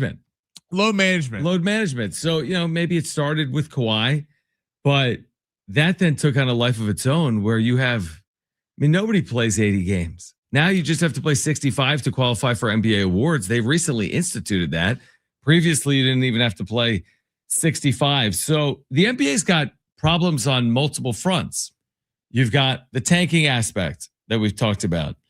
You've got the length of the schedule with the back-to-backs, especially this time of year as you approach the postseason. You've got 20 of the 30 teams in the postseason, by the way, which doesn't exactly scream I need to play all my players every night when 2 out of every 3 teams are in the postseason, or at least in the play-in tournament. So, on one hand, I understand it, but here's my problem. If you went from 82 to 72, wouldn't the same problems pop up that players who used to play 70 games, when they now play 62? And players that used to play 65 games, won't they now play 56? And secondly, what about stats? Most points in a season, career numbers. Does no one care about that? Like, that's my one issue with shortening the Major League Baseball season. I understand it. 162 is long. But if you go to 144, you have no shot for guys to get to 300 wins. That's not going to happen either way. Or 3,000 hits, or 500 home runs, or 200 hits in a season. You get the point. So, I don't know. I just think it has a pretty impactful, it resonates, or it's got like unintended consequences potentially when you shorten seasons. Again, here, if you told me 162 to 158 or 154, understandable. If you told me 82 to 80 and there was a reason to do it in the NBA, okay, that's understandable. 82 to 72, that's taken off like 12% of the season. If there was a real reason to do it, I would consider it, but I'm not convinced that if you shorten the season to 72, Sammy, all of a sudden, players like Steph Curry or Giannis all of a sudden are going to play a greater percentage of games. Yeah, and as someone who's a massive NBA fan, like I watch every Laker game, but it's just like baseball. The season is very long. You feel like there's a long push here until the NBA playoffs, and the NBA playoffs are really fun because you see the competition step up, guys play defense, scoring numbers considerably come down. I think unless in baseball or basketball, we'll say basketball for a second, unless you drop it from 82 to 60 or something like that, where you're cutting off a significant portion of the season, that, and I'm not saying I'm in favor of that because, it is shortening sports and everything, but I see why people would like that because it would make a lot more urgency. There'd be kind of a hard press on for the finish. And honestly, if the NBA wanted to maximize ratings and revenue, it's always been said, start the season on Christmas. If you cut off the first 2 months of the season, first month and a half, and you started on Christmas, it'd be a big event. I think not that the NFL is always going to own whatever day it does, but the NBA on Christmas it's synonymous with Christmas. And if you started the league on Christmas and cut off about 20 games of your season, 22 games, then it would be kind of a hard press to the finish line, and load management would kind of go away. Because if you were a team that was trying to seriously make the playoffs, a couple games here and there could have you slipping and sliding in the standings versus like Oklahoma City and San Antonio. They're competing right now at the 1 and 2 spot for who's going to get the number 1 seed. And for the Spurs and the Thunder, it's a big deal because those are the 2 favorites in the Western Conference. They could meet in the Western Conference Finals. And if that game's in Oklahoma City or San Antonio, could be a big deal. Oh, yeah. But Oklahoma City has a 3.5 game lead. And at the end of the day, they're going to take games off because they'll take that risk versus they know they're in the postseason. They've known for months they're in the postseason. I do understand where reducing seasons would create a little bit more urgency. And I think there would also be less room to tank because you see these teams that tank. True. It's after the All-Star break. Usually they know they're out of it and there's a couple months left in the season. I think if you significantly reduce the season, you would kind of completely eliminate tanking. You know what though? It's like anything in life. If all of a sudden you reset something, aren't you still going to have the same complaints? Like if my radio show goes from 4 hours to 3 hours, aren't I still going to complain and still be, oh, this is great. I get an hour off. I get to get out of here at 5:15 because we have, Monday Night Football with Raiders and Cowboys. It's like you get so set in your ways once your habits change that I don't know if it would have the impact that people believe it would. Even going from 80 to 60. Yeah, you're right. There's less margin to work with in the standings. But now because we're playing 60 games, all of a sudden NBA guys want to play every single time their team plays. Now all of a sudden everyone's going to play 60. And well, I think what the other flip side of it is if you reduce it that much is just came down right now per Shams, Tyrese Maxey, star for the Sixers, missing 3 weeks. If you were to miss 3 weeks, I mean, you could see some legit big time NBA teams miss the NBA postseason if you had a star that went out for a significant portion of time. If you miss 6 games, that's like 10% of your season. Where right now you miss 6 games, it's like 5% of your season. Now, the other argument to that is the NFL is that way. You have Joe Burrow, Lamar Jackson, and Patrick Mahomes all missed the postseason last year. 3 of the biggest draws in the entire sport.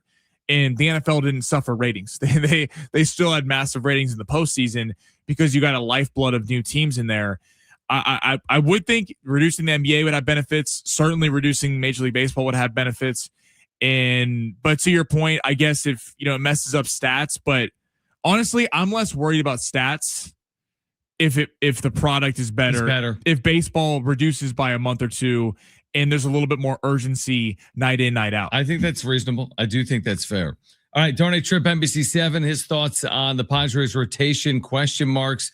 Also, the Aztecs heading into the Mountain West tournament. But on the other side, has a downtrodden NFL franchise finally found its starting quarterback? That's next. San Diego Sports 760. We're live on the iHeartRadio app.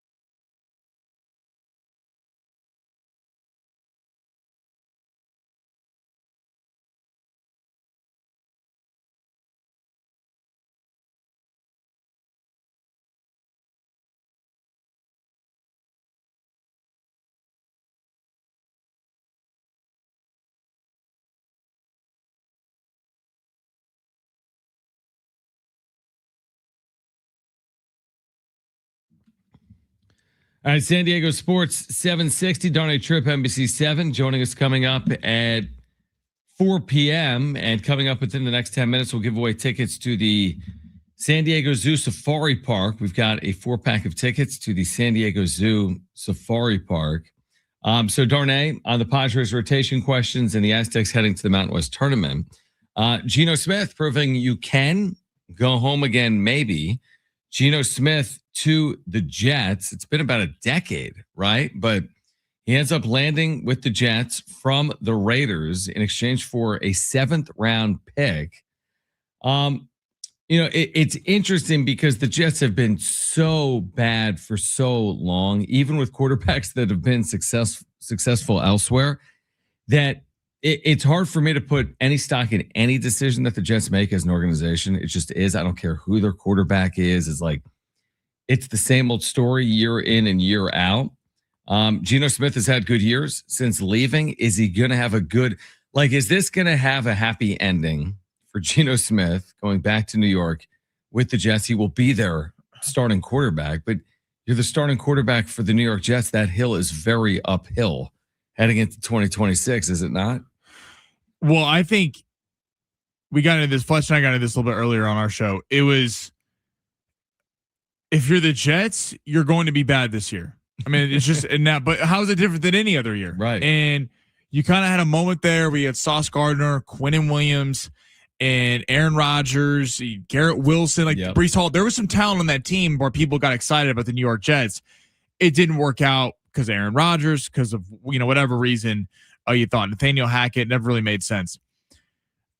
Geno, we're talking about tanking in the last segment. This is the equivalent of an NFL tank. The Jets know that the quarterback class next year has Arch Manning from Texas, Dante Moore from Oregon, Lenore Sellers from South Carolina, and Jaden Mayaba from USC. Those are 4 names right now that people are already projecting as top 10 picks in next year's draft. This year's draft, it's very much, if you're not the Raiders and drafting Fernando Mendoza, maybe you take a shot on Ty Simpson and sit in behind someone out of Alabama, but it's not some great quarterback class. So I think if you're the Jets, I would, if I was a Jets fan, I would be happier doing this, even though you're going to win or lose a lot of games, versus signing someone in the mold, unless you think he could have a second act, a Kyler Murray. Obviously, they're not bringing Aaron Rodgers back. Had they signed Malik Willis, who went to Miami, where they're good enough to win you 5, 6, 7 games, but you're not winning a Super Bowl, you're not in playoff contention, and yet you're out of picking next year one of the top quarterbacks and having your pick of the litter. So, although, is it exciting if I'm a Jets fan? No. I think in the long term, we could be looking at this as a good move. It's interesting. So you think, okay, so Geno Smith comes in and he's 35 and terrible season with the Raiders. Terrible season with the Raiders is a good point. Why would you expect it to go better with the Jets? So from the Jets perspective, it's like, well, hold on. We need someone to keep the seat warm. And if we shoot too high, we win 6 games and we don't end up with the pick we want. We land Geno Smith, we win, let's say, 4 or fewer games. We're in a position to go reset our franchise at the quarterback position. Is that even good though for the Jets? They've tried everything. I mean, they've had good quarterbacks. They're just good quarterbacks elsewhere. But they can't develop them. Whether it's Sam Darnold, Geno Smith would be included in that at some point in his career. It's like, are you looking to go draft the next great Jets quarterback, or are you looking to put a team around someone where you can win at a decent clip? Because I have no faith in the Jets finding the next quarterback that's going to change the fortunes of their franchise. Yeah, and that's very fair to think because they have not showed that they can draft and develop. The one thing I would give the Jets a little bit of credit, they traded off Sauce Gardner, they traded Quinnen Williams, they got a ton of first-round draft picks. Now, take that with a grain of salt because the Jets have blown so many first-round draft picks, mainly at the quarterback spot. They've been okay on defense and in other places, but if I'm the Jets, I'd rather have this, and because it kind of feels like Aaron Glenn is a lame duck head coach. He didn't have a great rookie season. You're not getting him a big time quarterback for this season.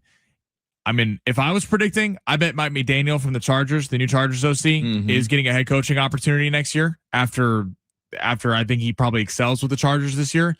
I think the Jets are setting it up where Glenn will be gone. Geno will be gone. There will be a whole fresh slate. You traded away all your big defensive contracts. So while I agree with you that have they shown a proclivity to drafting and developing talent? No. But I will give them credit for going all in that regard and going, we're going to throw a bunch of draft picks at this thing and completely rebuild the franchise versus what they've been doing the last couple of years, which is rebuild on the fly with a good defense, but a terrible offense. Like I just Googled like Jets passing leaders all time. Not that this is the greatest indicator to like, I mean, it's a pretty good indicator. When your top passers in the history of the franchise all played for you 50 years ago, that's not a good thing to say, especially in a league that's changed and become a pass happy league, obviously, over the last 15 or 20 years. When your all-time leaders in passing yardage are Joe Namath, Ken O'Brien, Richard Todd, and most recently Chad Pennington, who last played for you 20 years ago, and then other than that, Vinny Testaverde. Would Mark Sanchez be one of their best quarterbacks? Mark Sanchez, who hasn't played for them since 2012. Boomer Esiason. I mean, this is a list of like, they've been so irrelevant for so long. Yeah. And it's interesting because, again, you have like way back in the day, Joe Namath. And I remember they had the AFC title games under Mark Sanchez as well. But by and large, they have been a laughing stock. Does it make you look differently at a guy like Kyler Murray, even though I said if I was the Jets, I wouldn't sign him? Because I think Kyler Murray actually could have a second act, and the Cardinals aren't the Jets. The Cardinals have had more success over the last 30 years, but still not a franchise that has a massive history of winning. And we've seen Sam Darnold go excel other than the Jets. Baker Mayfield, terrible franchise in the Cleveland Browns, go excel elsewhere with the Rams in the Bucks. You kind of feel like Kyler Murray, who the favorite right now to sign him is Minnesota. If he did get on a team like a Minnesota, maybe a Pittsburgh, a team with a good front office, maybe he does have a second act because maybe we put too much blame on rookie quarterbacks and young quarterbacks and not look at the coaching staff and the kind of organization as a whole around him. Yeah, certainly we're trusting Kyler Murray as a 28-year-old somewhere more than Geno Smith as a 35-year-old with the completely. Jets. You know, like certainly that would be the case. All right, if you want a free 4-pack of tickets to the San Diego Zoo Safari Park, this is a great giveaway. If you like a free 4-pack of tickets to the Safari Park, call right now. Caller 5, you're going absolutely free. 877-767-4760. Again, 877-767-4760. Caller 5, we've got 4 free tickets for you absolutely free. It's the new Elephant Valley at the San Diego Zoo Safari Park, and they'll let you get up close and roam with the largest land animals on Earth. The elephants aren't the only ones who will never forget Elephant Valley now open. So a great giveaway for you. Darn a trip from NBC 7 on the other side. This is San Diego Sports 760. We're live on the iHeartRadio app.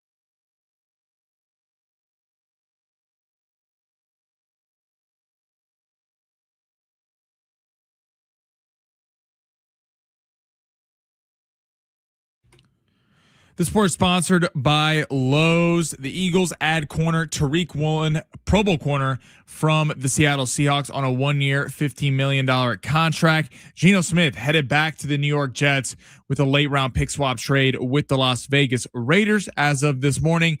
And the Lakers are back tonight, taking on the Minnesota Timberwolves. Lakers 2.5-point dogs at home. Point total is set at 230.5. Hear that game right here on San Diego Sports 760. You can also hear on San Diego Sports 760 Santa Clara Gonzaga WCC Championship tonight. That game will get going at 5:45 to 6. Need it today. At Lowe's, pros get free same-day delivery by 8 p.m. when you order online by 2 p.m. Same-day delivery valid in select zip codes, subject to driver availability. Details at lowes.com/same-day delivery.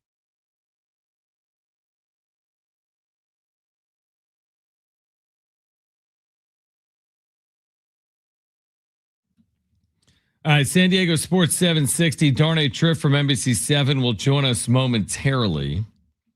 John Schaefer and Sammy Long. Again, the Padres playing in the Cactus League here today. And at last check, having, again, a pretty good afternoon at the plate. Let me see, is this game gone final? It's about to. 10-2 Padres against the Angels this afternoon, so the Padres will win again.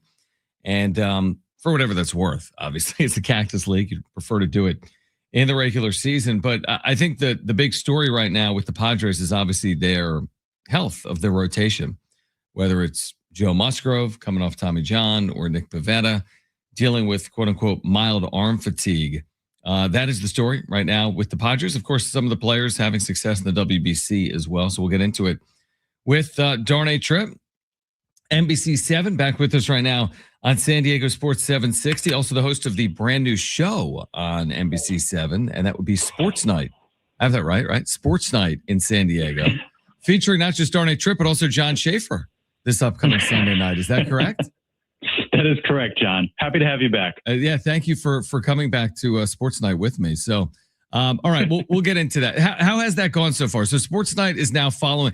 NBC locally now has, not just locally, nationally, you got Sunday Night Football. You have NBA basketball. You're going to have Sunday Night Major League Baseball. So Sports Night is just kind of, after all those national games, you're going to have that each and every week, basically year round, right? Yeah, we're excited about it. Just started a little less than a month ago. I think we've done 4 shows to this point. And it's been fun. We've had some great guests in, including yourself, Brian Dutcher as well. And so it's been fun getting some different folks in studio, talking a little bit of, NBA coming out of the NBA game, obviously once baseball starts. We've got the Padres, so there will be plenty of to discuss from that standpoint and league-wide as well. And then, hitting all the big storylines and topics around San Diego. So it's been fun. Great having you in studio, and just excited to see it kind of continue to grow and evolve as we go. Yeah, looking forward to this Sunday night. Again, we'll be breaking down, I'm sure, Selection Sunday, what that means here locally and nationally later this week, obviously, on Sports Night in San Diego on NBC7. I want to start with the Padres because we typically do. Are you concerned or not? Just a general statement. Are you concerned or not with the question marks right now with the rotation, mild arm fatigue with Nick Pivetta, Joe Musgrove dealing with just the uncertainties of returning from Tommy John? He spoke with Kevin Acee about that within the last 24 hours. Is this concerning or just part of the process in the middle of March? I think I'm somewhere just kind of in that neutral area where they make it clear whether or not I should be concerned or if everything's okay. I don't know if you can really be like entrenched in one side or the other because you just don't know. We could be a week or so from now and Joe's back on the mound, Nick's back on the mound. Those guys are feeling good and things are progressing towards opening day.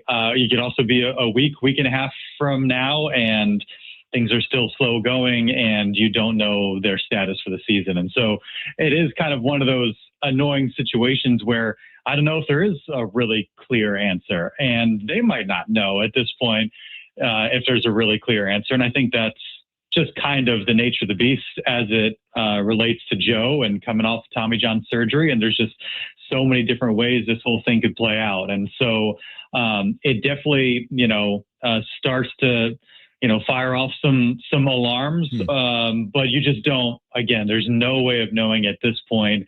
But I think you have to at least do the mental exercise of, okay, if Joe's not ready, if this thing continues to be an issue with Nick, that changes the outlook as it relates to maybe a JP Sears or a Logan Gillespie or Tristan McKenzie, guys that you'd think, okay, might be on the outside looking in. Well, those guys, we might need to get some innings out of them, at least to start the season.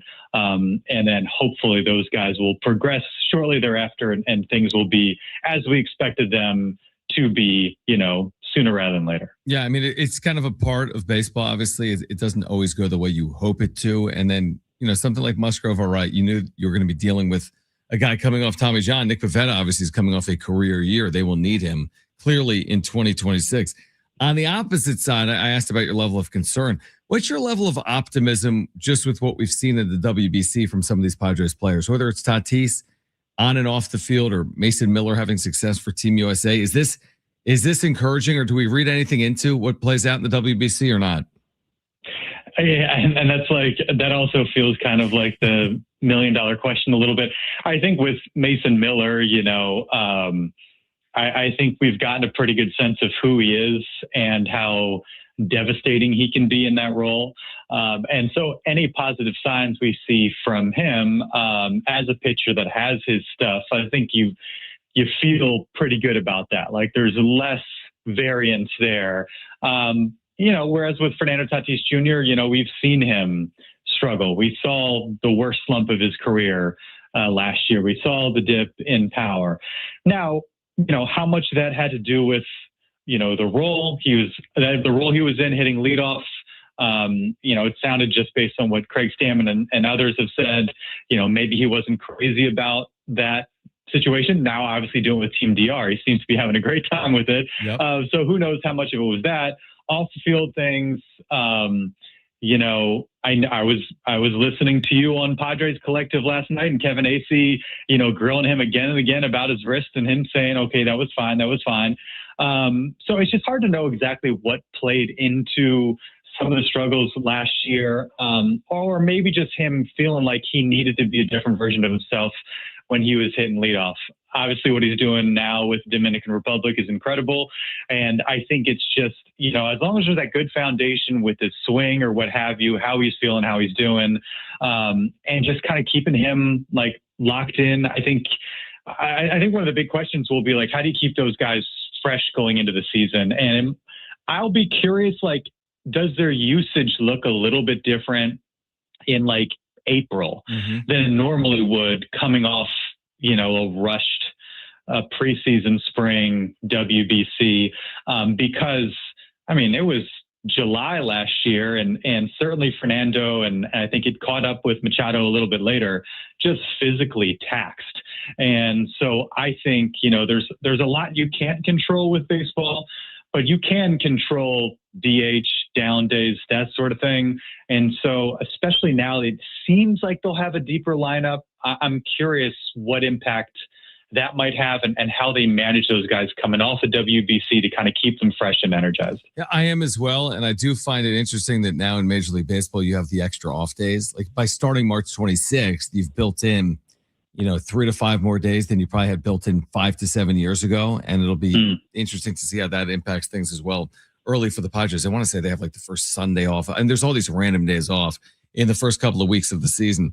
Darnay Trip, NBC 7, again, Sports Night in San Diego, with us right now on San Diego Sports 760. I want to switch to the Aztecs, who will open Mountain West tournament play Thursday against either Colorado State or Fresno State. The general question would be, can they put it together this weekend in Las Vegas? Why or why not? And I've been kind of in the camp that, pretty much all year, that like the players are there. Like I do believe in the talent that is on the roster. I think the mix has been clunky at times. I think figuring out rotations and the right combinations at the right time has been a struggle at points. But, you just look up and down the roster, and there are players that can win you a game and that can impact the games in different ways. And, for whatever reason, we just haven't seen it for long stretches. And so I do think it's certainly in there. Now, if they went out on Thursday, would I be stunned? No, not after the last couple of weeks. I don't think you could be. But I am a believer that the talent is on the roster. Will health be on their side? That's obviously been an issue. Good for Reese kind of grinding it out in that UNLV game. They didn't have LZ Harrington. What's his status? Magoon Guas. How is he feeling? There's just been so many questions on the roster, but that's where the depth comes in. And there were stretches where they didn't have everybody, and they did play really, really well. They played really well without Magoon in certain games. And so, I'm a believer that they can do it. Obviously, they got a great head coach in Brian Dutcher. For whatever reason, the season's been a struggle. But historically speaking, before last year, they were pretty much automatic to get to the Mountain West Championship game. Hopefully they can turn it around, and there's no better time to find that switch and flip it and get it going than there is right now. And I've kind of been waiting for that. I think you have, and so many others. And I do think the talent is there to do it. Can they put it together? We'll see. It's going to be a fascinating tournament, I think, in general, because you do have 7 or 8 teams that are good.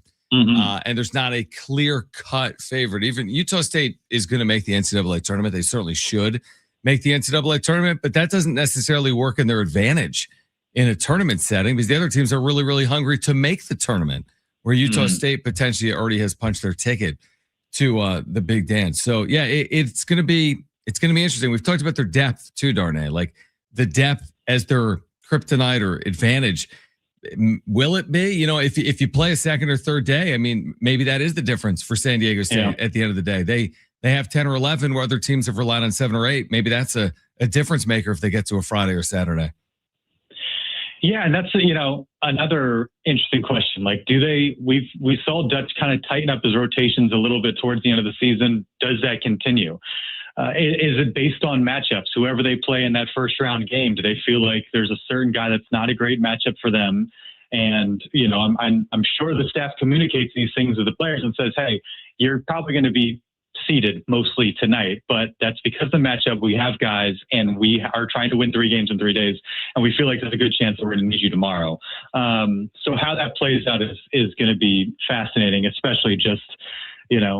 Playing 10 and 11 guys hasn't necessarily worked for them game in, game out. If they like the matchups, if guys are playing well, do they stick with them? That'll be really interesting to watch. All right. SDFC, you've spent a lot of time, obviously, covering local soccer, whether it's the Wave or SDFC. It's once again a great start.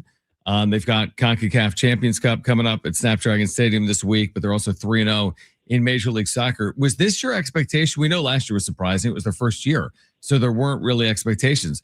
Was your expectation this out of the gates, where they haven't allowed a goal and they're 3-0 and they're playing as well as anyone in the league?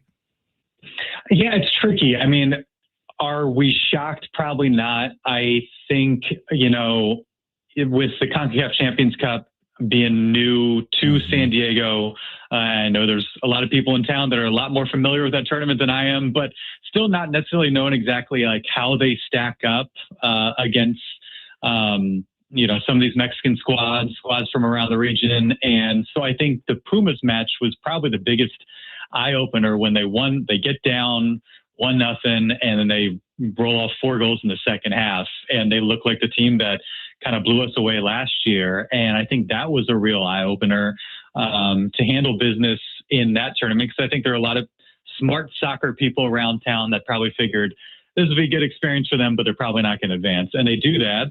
And now they're facing a team that's been a power in Liga MX. And again, I think going into the tournament, I remember talking to people and they'd say, okay, maybe they beat Pumas, but there's no way they're going to beat Toluca. And I don't know if you can say that anymore. And that's going to be a fascinating match starting at home. Obviously, with the format, you have to go there, and then it's aggregate scoring, and away goals are really, really important. And so, how that match at Snapdragon plays out, because against Pumas, after that match and they led 4-1, you figured, okay, they're advancing. It probably won't go quite like that tomorrow night, but we've gotten to the point with this club where you can't just be like, all right, this is probably their ceiling, they're probably not going to do it. Doesn't mean they're going to win or anything like that. But you can't quite count them out because of their style of play and because of the way they play in the big stage, and goalkeeping has been, and defensively, they've just been so stout. So it's been really, really impressive. I think probably, exceeded my expectations at this point. A large part of that is because, being a novice to a lot of this, just not knowing how a Champions Cup tournament would go for them. They looked great against Pumas, and now one of their biggest tests yet starts tomorrow. Yeah, huge opportunity. I didn't realize. I looked it up earlier that when they play on the road, they'll be playing at like 9,000 feet of elevation. That's. And I know Mexico City is like that as well, but 9,000 feet of elevation is absolutely no joke for a sport like soccer. One more, Darnay, before you go, because I know you were tweeting about it. The USD hire, right? Steve Lavin out, as we've known for a few weeks, and USD moved quickly, and they hired an Iowa State assistant, J.R. Blunt, who was under TJ Otzelberger at Iowa State for a while. He was under Nico Medved at Colorado State before that in the Mountain West. Obviously, he's heading now to USD in the WCC. What's your reaction to that hire? Seems very promising. And, again, smart college basketball people, had him, Matt Norlanders of the world had him among kind of the rising stars in terms of assistants and guys that were likely to land a job soon. And so you mentioned them striking quickly. Maybe that benefits them, like making the decision that they did. Obviously, their season came to an end early. Part of that is when the WCC tournament is. And kind of getting that lined up before other openings. I know there's a bunch now, but maybe before the wheels got turning with some of these other job opportunities. And I think, obviously a very different coach and profile, I think, from Steve Lavin, who we're familiar with for a long, long time. Towards the end of his career, Blunt, 38 years old, first time as a head coach, seems to be an energetic guy, reading up like defensively, that's kind of been his calling card, player development. Those are obviously very important things. Those things have worked well for SDSU through the years. And so excited to see what he can do. I think the one interesting thing, went to Loyola Chicago, spent pretty much his entire career kind of in the Midwest, more of a Midwest guy. Obviously spent some time in the Mountain West. And so he'll have some familiarity, but what does that look like from West Coast recruiting and that sort of thing? And he's obviously with a program that recruits nationally, but not necessarily a West Coast guy. What impact, if at all, does that have? First time as a head coach, what impact does that have? But I do think I think there's an opportunity here for USC. New $35 million facility, no longer have Gonzaga kind of clogging up the top of that conference. It's going to be more wide open and more competitive. A beautiful campus, as we know. And you're going to have UC San Diego joining them as well. So the potential for a fun rivalry building there. We've seen what the Tritons can do at the D1 level. And so I like what I've heard about him. I think there's a potential for him to turn things around quickly, but we'll see. But I think, there's an argument to be made that this is the most important, if not one of the most important hires in Truro basketball history. And hopefully their sake, this is one that they nailed. It's just an important time in college athletics. So it just feels like you need to get things right. And we'll see if USD has done that here with their most recent hire. Darnay, appreciate you. I will see you this weekend over on Sports Night in San Diego on NBC7. Thanks for having me. And thanks for joining us here today. How about what happened to them? Because you were talking about that earlier. Yeah. Brazilian soccer. Wow. Is that a good one?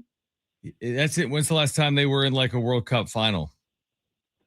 I looked it up out of curiosity because I was listening. I think they won it in like 2002 or something. Okay. And growing up, it's like whenever not being a diehard soccer fan, whenever the World Cup came around, you saw like the Nike ads with Ronaldo and that sort of thing. And they were so much fun to watch. They were like the team that you wanted to watch in the World Cup. And it doesn't feel like they have that same aura anymore. Yeah, Here's my submission. Didn't they get hammered by Germany at home in a World Cup? Yes. Just slaughtered. I forget where it was, but just slaughtered. And now when the World Cup rolls around, it's Germany, it's Portugal, Argentina, Spain, France. Yeah, I like that. Anymore. That's honestly a very good one. That's a very good one. I like that. For our listeners, we're looking for whatever happened to players or teams. And that's a very good one. Darnay, appreciate you, man. See you Sunday. All right. Darnay Tripp, NBC7 will react on the other side. This is San Diego Sports 760.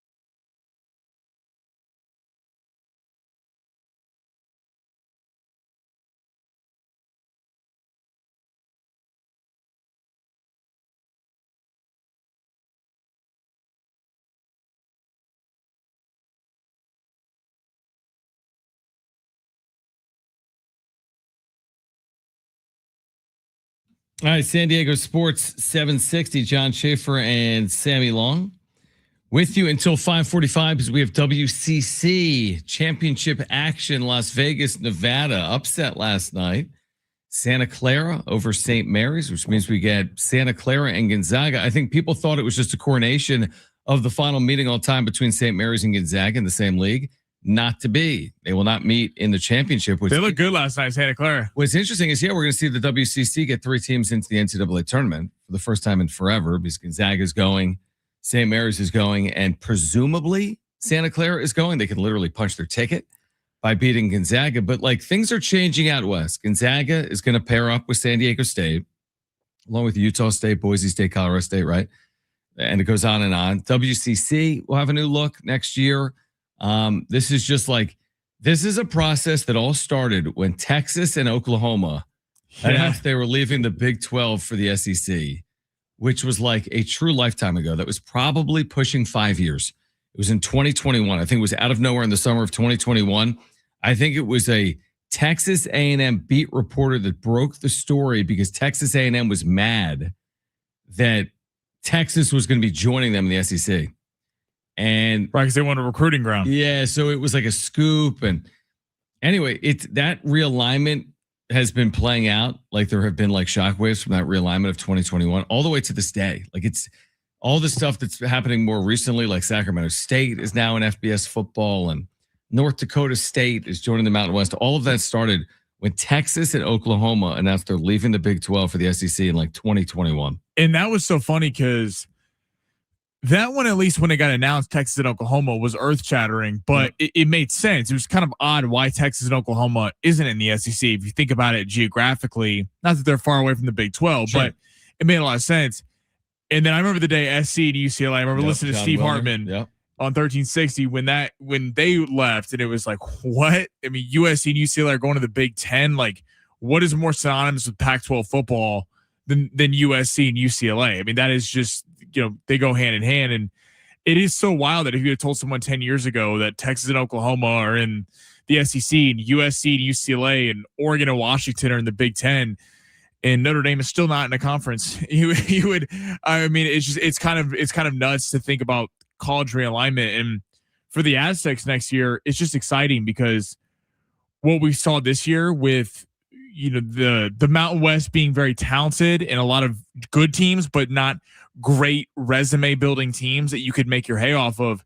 The fact that Gonzaga's coming to the conference, they put out a big time product every year, and you're going to have twice a year an opportunity to get a signature win, not even counting the non-conference games. It's really exciting for the Aztecs. Yeah, it's funny because the issue with realignment is realignment was done about football. Like SC is going to play Penn State, right? Whatever. They play 5 road games a year. They can go to Pennsylvania. But the true impact of realignment is it's a Tuesday afternoon in Chicago. Oregon is playing Maryland in a like 14 versus 15 seed Big Ten tournament basketball game in front of no one. So it's like all these moves were made for football, right? Big football brands. Michigan can play UCLA. USC can play Ohio State. Oregon can play whomever. And then there's all this like trickle down effect. It's like, yeah, but now UCLA's baseball team has to play in College Park, Maryland. Right. And they don't think about the other sports. Stanford's basketball team is playing Wake Forest and so on and so forth. So I still feel like that's going to be corrected, so to speak, along the way. I think that football is football, but you're going to allow UCLA basketball to just play in West Lafayette, Indiana for the next 50 years. And, Oregon basketball to play in State College, Pennsylvania.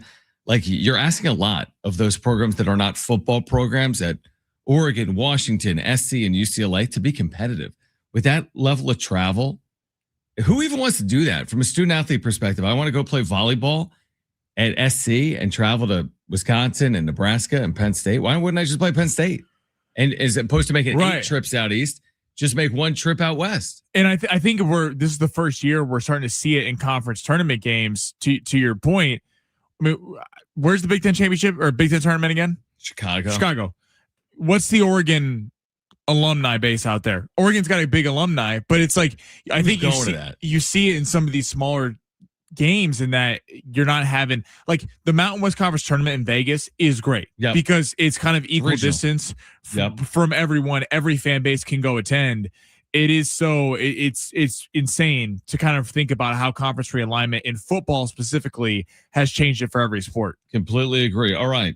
Speaking of the Mountain West tournament, you can hear it right here on San Diego Sports 760, beginning with quarterfinal action on Thursday at 6, San Diego State against either Colorado State or Fresno State, with pregame coverage beginning at 5 p.m. We have the latest on the health of Joe Musgrove with 2 weeks to go until spring training. And we're here until 5:45 p.m. tonight. Again, the WCC final between Santa Clara and Gonzaga. Stay with us, San Diego Sports 760, live on the iHeartRadio app.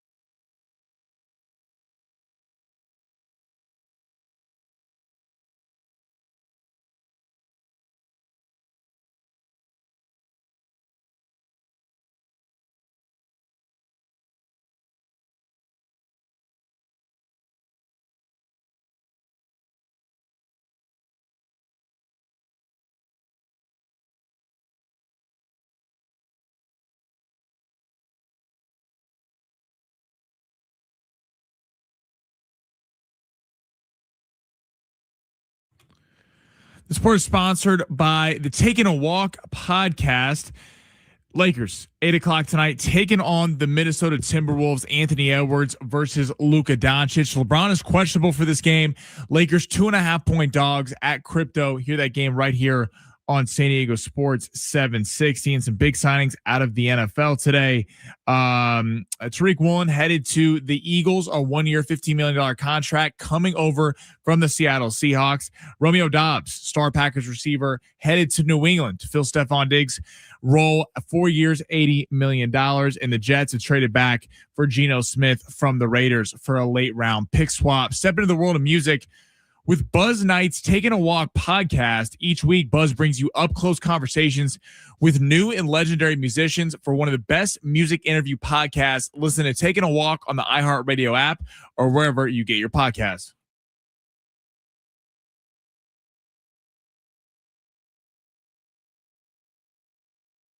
All right, San Diego Sports 760. John Schaefer and Sammy Long hanging out until 5:45. We've got WCC basketball tonight. Santa Clara Gonzaga, WCC final from Vegas coming up tonight at 5:45 on San Diego Sports 760. We also do want to remind you that San Diego Sports 760 congratulates our $5,000 winners in iHeartRadio's Thank a Teacher, powered by Donors Choose. There is still time for you to nominate a public school teacher making a difference, and maybe they'll be one of our next winners of $5,000 to make over their classroom. Help us say thank you to the educators shaping our future. Nominate your favorite teacher now. iHeartRadio.com/teachers. Sammy, did you see this bizarre story coming out of the WBC? Yes. Involving, you know where I'm going, Randy Arozarena and Cal Raleigh, teammates with a very good Mariners team last year. They've actually been teammates for the better part of the last 3 seasons in Seattle. And what has played out is honestly, to me, shocking, because I guess Randy Arozarena went to shake Cal Raleigh's hand in a WBC game, and Raleigh elected not to shake his hand. Now, they did converse at that point. Like, they said something to each other. They spoke in some form or fashion, but they did not shake hands. And I did see this when it played out in real time. We might have been watching it here in studio, or I was watching it home, and I found it to be bizarre in watching it in real time. Did he say something to him? I remember that. I said that. I'm like, what was that all about? Is what I said. Well, these guys are teammates, and Arozarena went pretty far. I guess he did so with a Mexican journalist, and he was speaking in Spanish. He was very critical. I kind of think rightfully so. And now the Mariners organization has gotten involved, including their manager, saying, you know, either, I'm paraphrasing, either it's going to be a misunderstanding or we've got this great clubhouse culture. We'll work it out when we get back to Seattle. But like, okay, I get playing for your nation and your country and wanting to win, but you're going to be back in spring training in a week, guys. Like this thing, you're not going to be with these teammates again for 3 years, if ever again. You're playing for the Mariners in like a week. You're going to be in Peoria in a week. You're going to go create some big to do with your teammate because of your 1 week WBC team. That to me is very surprising. I haven't heard from Cal Raleigh. Again, he just issued a statement that he texted Randy Arozarena and said, like, he's my brother. But yeah, he just talking to reporters. Why didn't he shake his hand? He didn't really get into it. I only saw a small clip of it a few minutes ago. I got a little bit different take. I actually loved it in the sense of, I loved it in, if we all watched the not Dream Team documentary, but that 2008 Olympics basketball team, right? When the famous Kobe, they said Pau Gasol obviously played together on the Lakers, and he said, I know what play they're going to run, and I'm going to run through his blank and chest. And Chris Bosh and LeBron, Dwayne Wade, everyone was like, yeah, you're not going to do that. That's your teammate. And he puts him on the floor in the first play. It says, F him, get up. He ain't my teammate right now. If I'm Cal Raleigh, and you're starting drama, if I'm a Mariner fan, I'm probably not loving this, but I kind of love it. I mean, all we heard all week was the manager for the Mexican national team kind of stirring up drama. It was kind of a heated, fun game last night. The U.S. gets out to a 5-0 lead, and Mexico kind of comes back a little bit off Durant home runs. I liked it. Like I think the WBC, needs some drama for it to be interesting. I want to see some drama, and you're trying to play into the whole rivalry aspect that the Olympics brought when you had USA versus Canada. I thought it was kind of fun seeing some teammates go at it, and yeah, I'm sure if I'm a Mariner fan, I'm not loving it. But since I'm not a Mariner fan, I I kind of got Cal Raleigh. Like, you're not my teammate right now. So here's the quote. 3 hours ago, Cal Raleigh spoke to Randy Arozarena and Mariners manager Dan Wilson after last night's handshake drama. Per Ryan Divish, there's no beef with Randy. This is the quote from Cal Raleigh. I love him. He's my brother. I mean, I'm watching it again. Like, Randy Arozarena, I mean, I understand your point. I do see a difference between the Olympics and the WBC. Maybe not. Also, shaking someone's hand basically outside the white lines to me is not doing everything in your power to win. Like, there's a difference for me between setting a hard screen and shaking someone's hand essentially before a game, because you're walking into the batter's box. This is no advantage, right? You're not really, there's no advantage to either shake or not shake someone's hand. Now, gamesmanship, okay. But like, managers in the World Series shake hands. You know, I mean, it's just kind of like the cordial thing to do. I just see it from like a sportsmanship perspective. It's just very, I'm fine with it. I'm not going to lose sleep over it. I just find it bizarre that Randy Arozarena, who you've been teammates with for 3 years, gives you his hand and you aren't willing to shake it. Like, that creates more drama than just, you could do it and then you could signal to your pitcher, hey, hit him with the first pitch. It has, you know what I mean? It has nothing to do with the actual game. It has everything to do with, for me, just being like a good sport. That's fair. It's a fair point. It's an odd situation. I'm not saying I would have done it. Right. I also think respect it. The other side of it is Randy Arozarena. I mean, he went off to that journalist. If you read what he said, like he went like, F him. Yeah. I can't. I mean, listen, I wasn't there. I don't know what was said, but I mean, again, when your own manager is drawing up beef between the U.S. and Mexico trying to sell it, we talked about this yesterday, John. Mm-hmm. I remember one of the rap questions was, is this one of the premier rivalry in the WBC? And that, I think it kind of played into the game that you had some drama. You could tell a lot of the teams weren't really liking each other during the game, and it kind of made it feel like a bigger matchup than maybe it was. And I agree with you. I think the Olympics is on a completely different pedestal, right? Pedestal than the WBC. But to make the WBC interesting, especially in pool play, I kind of like these stories. And you know, the Scooble storyline is odd with him pitching one game, wanting to come back, and then now he's literally leaving the team because to go back to the Tigers spring training. I don't know. I kind of, for the WBC, we feel like we've talked about it for weeks. Are people interested? How do you drum up interest? If Mexico and the U.S. meet down the line, I think there's going to be some casual interest. So like, well, okay, what's going on here? Do these teams really not like each other? And will there be payback both ways with pitchers? Yeah, no, that is true. I agree. And by the way, like, some of this WBC, like, I was excited because you're just the middle of spring training and you're weeks away from opening day and you only see it every third year. Now that it's playing out right now, I'm just like, can we just get to the quarterfinals? I don't care about this U.S.-Italy game. Like, I don't. Like, I don't care about, you know, this Puerto Rico candidate. Just tell me who's in the quarterfinals. And then I'm all for it because it's like win or go home. Like, the U.S. is already advanced. You know, just get me to the win or go home stage of this tournament, which I think is just days away. I don't know when the quarterfinals are. Is it this weekend? Because I think the semifinals and finals are Monday and Tuesday. Right. This is the last pool game for the U.S., right? Yeah, and then they maybe have a day or two, and then they play a quarterfinal, and then maybe they have a day or two, and then play a semifinal if they win in the quarterfinal. I think that's where we are. But I just feel like I've reached the point where I'm like, all right, can we just hurry up and get to when it's win or go home? Like, I've like, am I really into Italy USA tonight? Are you watching that? No, because the only reason you tune into Mexico US is that Mexico is a team full of a lot of Major League Baseball stars. It's great seeing Fernando Tatis, you know, nuke moonshots off Israel, pitchers and grand slams. But it is like, I mean, come on, the talent advantage of the Dominican Republic versus Israel is not even on par. The USA team versus Italy tonight, not even on par with what you're doing here. So I'm with you. Getting to the knockout rounds where we get to see USA Mexico or USA Dominican Republic, Japan Mexico.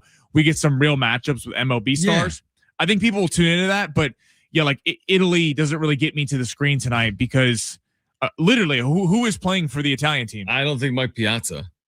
Yeah. You know, but and I'm just ready for win or go home. I think with this event. Can we get to the wrap? We haven't gotten to the wrap. We have Darnay Trip. Do you have the wrap? Everything you need for that or not? Yes, I do. Brent sent me stuff. Hooked you up. All right, we'll get to the wrap on the other side. If you missed our conversation earlier with San Diego FC defender Chris McVeigh, you'll hear that in the 5 o'clock hour. We've got the WCC final between Gonzaga and Santa Clara tonight at 5:45. This is San Diego Sports 760. We are live on the iHeartRadio app.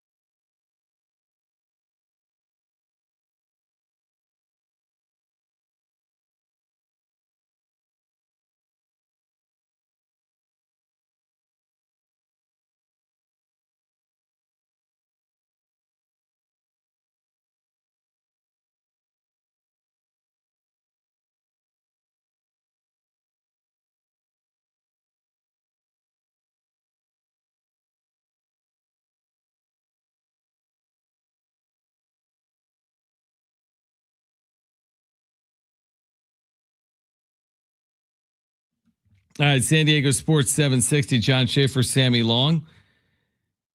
Again, we've got the WCC final between Gonzaga and Santa Clara coming up at 5:45. Then we have Lakers basketball tonight as well. Correct? Right here. Yep, 8 o'clock. On San Diego Sports 760. If you missed our conversation with Chris McVeigh, SDFC defender, you'll hear that in the 5 o'clock hour. Now, we typically get to the wrap at 4 p.m., but Darnay Tripp is on the show at 4.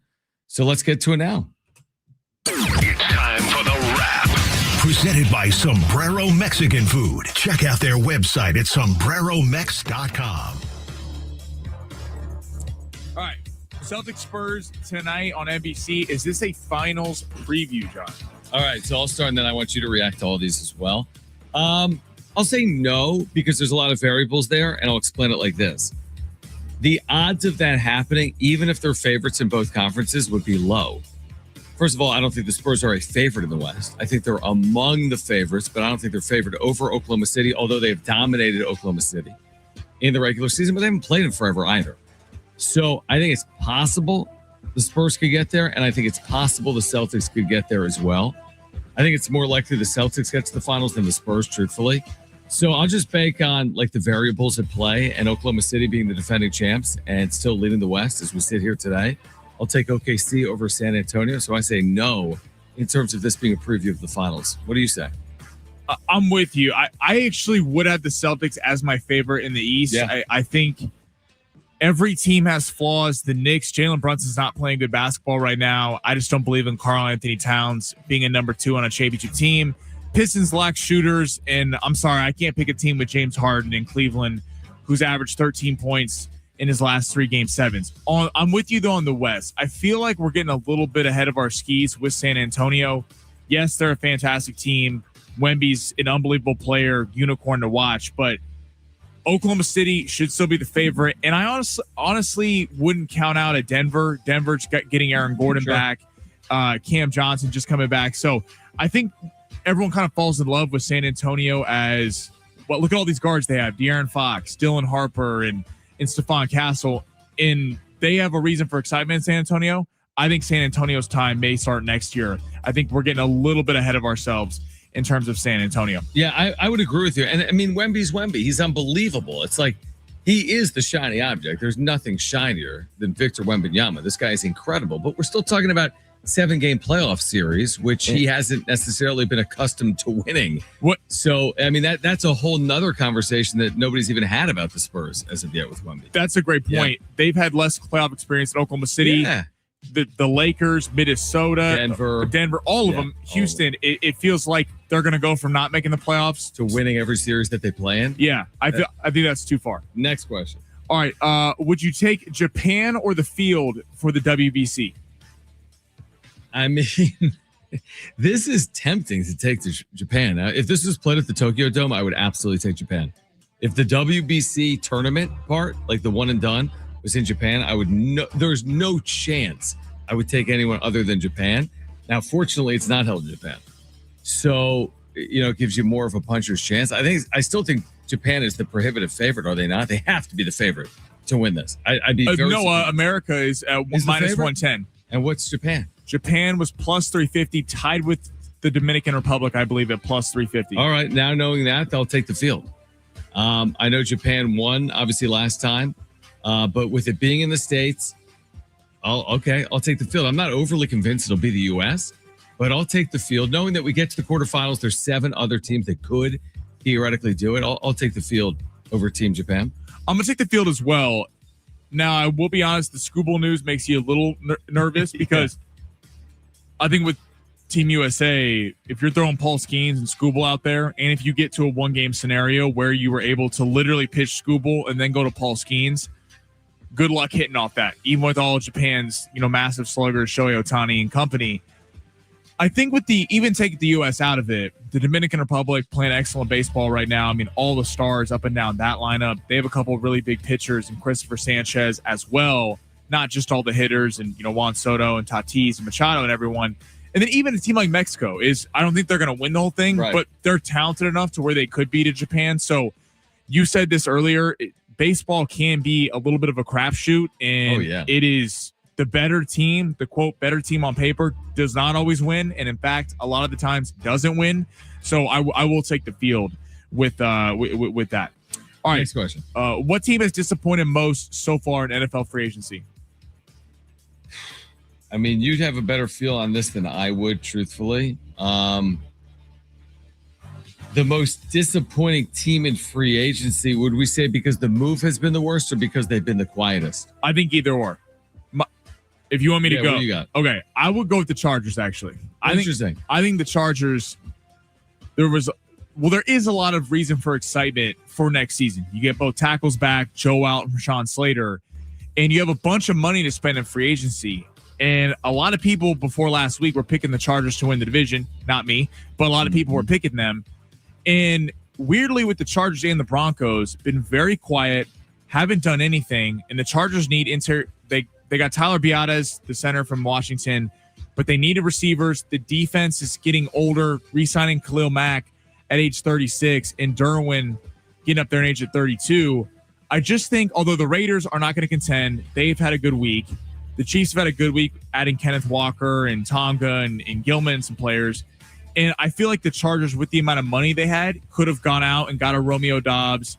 And this could all change. If they end up signing Trey Hendrickson, who's still one of the biggest free agents out there, then this differs. But if they don't get Trey Hendrickson, I think the Chargers are coming out of free agency with still a lot of holes, and they could have addressed it simply by paying a little bit of money. I mean, what about just these two moves that have played out in this new calendar year? Tua to Atlanta, to me, makes no sense at all.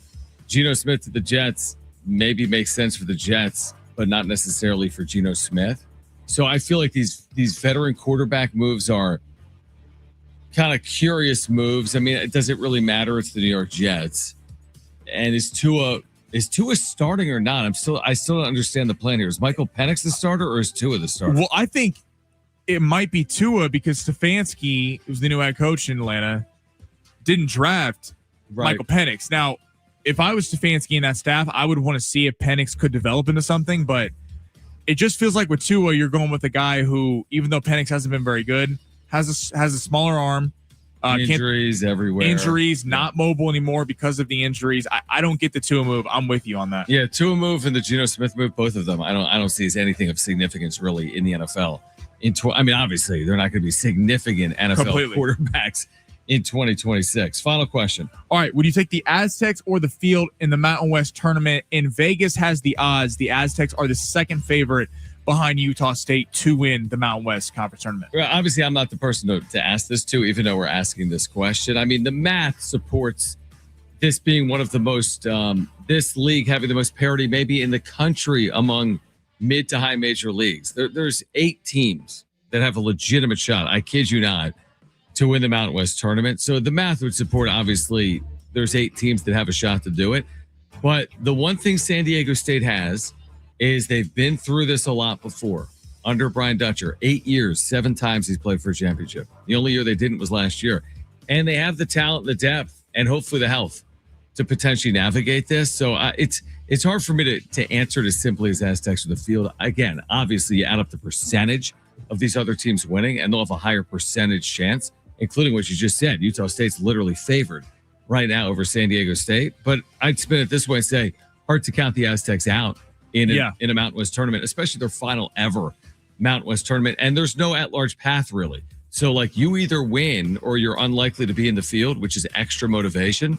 So I would just say hard to count them out. And if they win Thursday, I think all of a sudden they move into a kind of a favorite position in my mind if they're playing for a Mountain West semifinal. Obviously, if you take the field in any tournament, you're going to have better odds. But I am going to take the Aztecs, not just because we have them. I genuinely am, because they're the second favorite.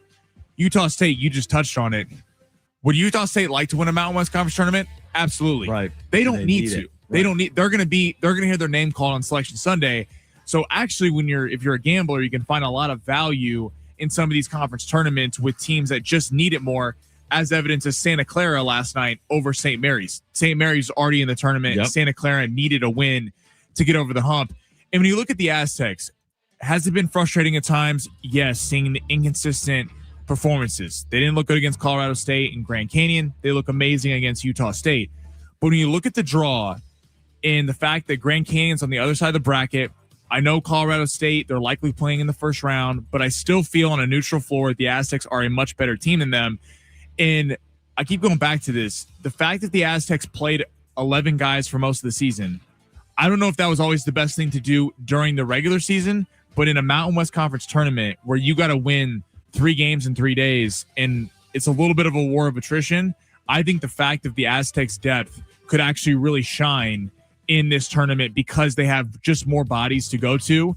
other than a lot of other teams in this tournament, which only play 8 to 9. So I will actually go with the Aztecs. I think they're one of the most talented teams in the field on paper, and they need it much more than a Utah State does. All right. Love it. Good job with the wrap here with Sammy Long. All right. If you missed our conversation with SDFC defender Chris McVeigh, you'll hear it coming up at the 5 o'clock hour. They're getting ready for CONCACAF Champions Cup against Toluca tomorrow at Snapdragon Stadium. Plus, off to a perfect start in Major League Soccer this year at 3-0. Plus, the WCC final coming up tonight with pregame coverage at 5:45. Gonzaga and Santa Clara tonight from Las Vegas. Hour 4 on San Diego Sports 760 is next.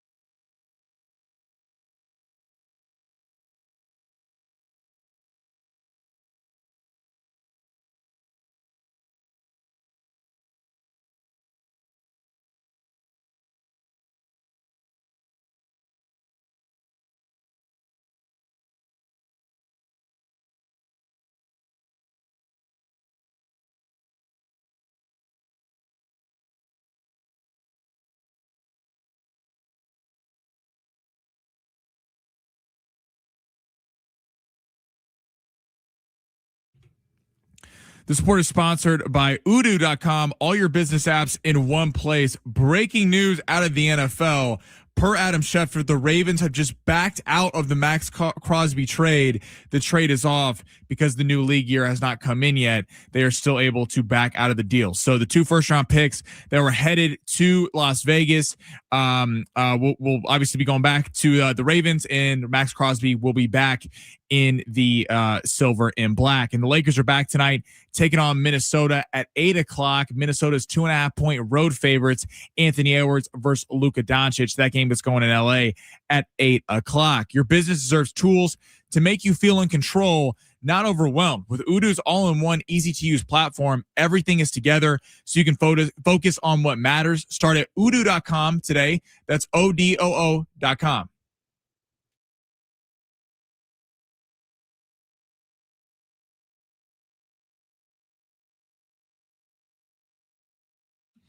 All right, back with you here on San Diego Sports 760. John Schaefer and Sammy Long. We'll get to Chris McVay, SDFC defender, coming up in the hour. That is a really fascinating development in the NFL, where the Raiders have sent out this tweet. And first of all, it's someone put on social media, and I completely agree, that it looks like a ransom note. They sent out a graphic, the Raiders did, that said, the Ravens have backed out of our trade agreement for Max Crosby. We will have no further comment at this time. So basically putting it all on the Ravens. Now, I have followed sports for a long time. We've seen some bizarre, we thought we had a deal, but we didn't moments in the history of sports. I go back to Chris Paul to the Lakers, for example. But this one is up there for also taking the cake. Like, you don't see this every day, especially with a player of his stature. Like, deal's done. When it gets reported, when Adam Schefter's tweeting about it, when free agency is underway, like, the deal's done until I guess it wasn't. So it's the Ravens, not the Raiders. Like, consider the distinction. It's the Ravens, not the Raiders, backing out of the deal. And now the question becomes, why would they do that? I mean, I can't believe this because the whole point, I think, if you were Baltimore, was you were trying to make a run with Lamar Jackson. It felt like it was getting a little stale. Yep. And Jesse Minter, the new the new head coach, former defensive coordinator from the Chargers, kind of thought that he was wanting to make his imprint by getting a big time pass rusher. I mean, I was kind of at a loss for words. I don't know why you would back out of this, because the Ravens, unless they think, because again, even though NFL free agency begun yesterday, that's the negotiating period. All these deals technically aren't signed until tomorrow. March 11th. Yeah, it's a great point. Now, we have seen some players back out of deals over the years. Emmanuel Sanders actually did it to the Chiefs, ended up signing with the Broncos one time after he, quote, verbally agreed. We've seen it happen a few times. This is a trade, right? Not a signing. This is a trade. So I don't know if Baltimore maybe has a signing that they're going to swoop out, maybe a Trey Hendrickson, and they're thinking, let's get our picks back instead of trading this away for Max Crosby. But is it a medical situation? Is it you know what I mean? Like, you agree, this is a massive deal. This isn't just something like you thought, let's just do it. Like, no, like, you had weeks leading up to the date that you could make this deal. You make this deal. It's a massive move, right? It's a huge as big trade. Of a deal as there's been. And then I was just kidding. Like, there's got to be obviously more to it than just that. It's not like they did it on a whim and then get out of the deal on a whim. So there's got to be something more than what this ransom note from the Raiders would suggest, of just the Ravens backing out of a deal just because. Text us 70470. Start your message with team reaction to the deal. I mean, and what's even more odd is that Max Crosby over the weekend was on a podcast talking about how excited he was to be a Baltimore Raven and bring a championship to the city. I mean, and then all of a sudden on, the second day of free agency, they're backing out of the deal. The Raiders signed all these players with a bunch of cap space. So now they got to account for Max Crosby coming back to the team. Or just move him elsewhere, right? Right. And everyone thought, it is curious again that Trey Hendrickson hasn't signed. He was supposed to be one of the top free agents, has been a sack leader for the Cincinnati Bengals over the years. And the Bears were long rumored to be the favorite for Max Crosby. The Cowboys, if you remember, the only reason they didn't end up with Max Crosby was they were only willing to offer a first-round pick and a second-round pick. The Ravens stepped up and got 2-1. So do the Raiders keep him? Do they end up just flipping him to the next highest bidder, which would be Dallas? I mean, yeah, this is certainly the biggest story until he gets moved again. Sliding glass door moment where now all of a sudden, like what could have been for Max Crosby in Baltimore, and now what do the Ravens look like this year without him? What do the Raiders do next? I would assume that if you moved a player for 2 first-round picks and you're the Raiders, you're still moving the player. Like you're still looking for the capital and the return would be my guess. Like it's not like it was just one team that you were willing to move him to. To your point, they had an offer from Dallas that maybe wasn't. The Bears were interested as well. Yeah, so I mean, maybe you can still get your 2 1s, or if you can't, maybe you get a 1 and 2 2s as a result of this deal. But the way they worded that tweet, first of all, it makes the Ravens look awful, right? Other teams around the NFL, hey, look at the way the Ravens are conducting business. We didn't do this. They're backing out of the deal. So I think the tweet to me means that there's got to be some real frustration. Even the term backed out. Right. And the fact that it didn't fall through, they backed out. Yeah, they say, hey, the deal's falling through because of a failed physical, which, by the way, you would never say. 858 talking about what you mentioned, the Chris Paul reference, them being backing out of the deal with the Lakers. I mean, I'm kind of at a loss for words. Outside of if Max Crosby failed a physical. But that would be different. Right, that would be different. But it would also hurt the Raiders, of course, if he did, because now it's impacting his trade value. Now, Max Crosby did get hurt down the stretch of the season last year. People kind of figured it was the Raiders not in a position to win. They're not a playoff team. Why would you risk him getting hurt? A lot like the conversation around Giannis and the Bucks this year. Why would you want to get your star player hurt when you're looking to trade him? But outside of that, and I feel like if that was the case, if that was the reason that... Now here's the breaking news.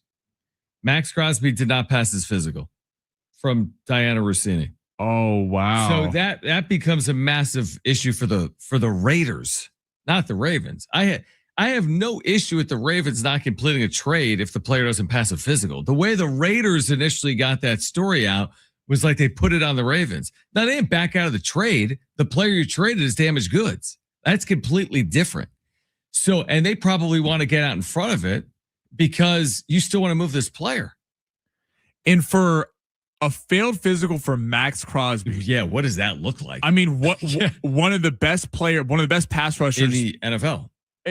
One of the best players in the NFL. And by the way, to a Ravens team that their downfall was they had maybe the worst pass rush in football last year. That's why they were in on a Max Crosby. They were calling everyone. I mean, so what does that physical look like in terms of what his like? I mean, what? Yeah, I mean, right. Is this like career jeopardy? Is this? I mean, to back out of a deal like this now, you are paying a hefty price. So if you think that maybe his career is going to be cut short, 2 first-round picks is a really big deal. But first off, the happiest man in the world right now is Trey Hendrickson. He hasn't signed. Yep. And all these teams need a pass rusher. And now one more team added to the Baltimore Ravens need a pass rusher. And per reports as of this morning, he wants about $30 to $40 million per year, and he's not coming off it. And if Max Crosby is damaged goods here, what does that say about the Raiders that they must have known this and we're trying to get off of him before people figured this out? Which is, by the way, I mean, you can't even do, by the way, because if you have knowledge, right? Like it's popped up before with like the Padres. It's that you can't have knowledge of a player having an injury that isn't disclosed. Isn't that correct? Like it must be disclosed. Well, hence the physical, but it can't be like it can't be undisclosed, so to speak. And yeah, like to your point, what does it say about the Raiders if you're trying to move a player if you realize he has something that may show up on a physical? Now it is football, and he did miss time at the end of the year, to your point. So you are going to have red flags probably pop up on physicals. And I don't even know what that means, pass or fail, by the way. Is that based on each organization has their own way to determine whether you pass a physical or fail a physical? But I don't think it's a good reflection on the Raiders to try to trade away a player that would later pass a physical 48 hours later. Right. So it sounds like, obviously, like we've been saying, the Ravens did the physical and we're like, we want our deal back. We don't want this. It doesn't sound like Max Crosby wanted to come back. Right. And I mean, this must be a very significant knee injury. Yeah, like a tear or something. But how would the Raiders not know that? Right. They 100% did. There's a reason why all of a sudden these trade talks ramped up fast. And by the way, with the amount of money the Raiders spent in free agency, Tyler Linderbaum, Quay Walker, Nakobe Dean, the Raiders, for all the grief it's easy to give the Raiders, Jalen Naylor, they had a really nice last day. I mean, they built something around Fernando Mendoza, the expected number 1 overall pick. And again, we'll get more information here in the next day or as this comes out. But is this a career defining injury where the Raiders know something and try to get off of him? Or is this the Ravens paid such a steep price, 2 first-round picks, basically mortgage the future to get Max Crosby, and they don't have faith that he's going to be able to sustain over a long period of time. So because of the price, they wanted him back. Yeah, it's like I'm not buying a new car that's been driven. You're charging me $60K. Like, this car's got 35,000 miles on it. I'll pay you 39. Like, why am I paying a premium? Because I thought it was new. You tell me there's 35,000 miles on the car. Now, again, all players have damage, but like if they thought they were getting a fully healthy Max Crosby and their physical disclosed that he wasn't, that's a really bad look on the Raiders. Terrible look. Really bad look on the Raiders. And that's why I'm not surprised the Raiders are the ones to tweet first that the Ravens backed out of the deal. Right. Because what's going to happen is the public will put it more on the Raiders than they will the Ravens once the full story is out, is my guess. That's a great point. I mean, we saw this on a more minuscule level last year, if you remember. The Lakers traded for Mark Williams. Yeah, I remember that. Yeah, of course. And they didn't give a reason. They just failed the physical, which makes it seem like the Lakers knew that they got fleeced in the deal and were like, okay, let's get rid of this deal. Yeah. But I mean, at the premier position outside of quarterback, having a pass rusher in the NFL is probably the second most important thing. And with the Bears needing a pass rusher, the Colts, the Cowboys, the Ravens, I just wonder, assuming Max Crosby his knee injury is fine enough to keep playing, which I might be shocked if his career was over. Yeah, of course. I mean, what is his value now? Is our teams now willing to offer? It ain't 2 1s. It ain't 2 1s. It ain't 2 1s. That price went down. Head to the lot if you want Max Crosby now, because it is not 2 1s anymore. All right, we'll continue to react. Plus, we're going to hear from Chris McVay with SDFC, brilliant defender, as they get ready for Toluca in the CONCACAF Champions Cup coming up tomorrow at Snapdragon Stadium. WCC final tonight on San Diego Sports 760 between Gonzaga and Santa Clara. Our pregame coverage will begin at 5:45. Keep it here. This is San Diego Sports 760.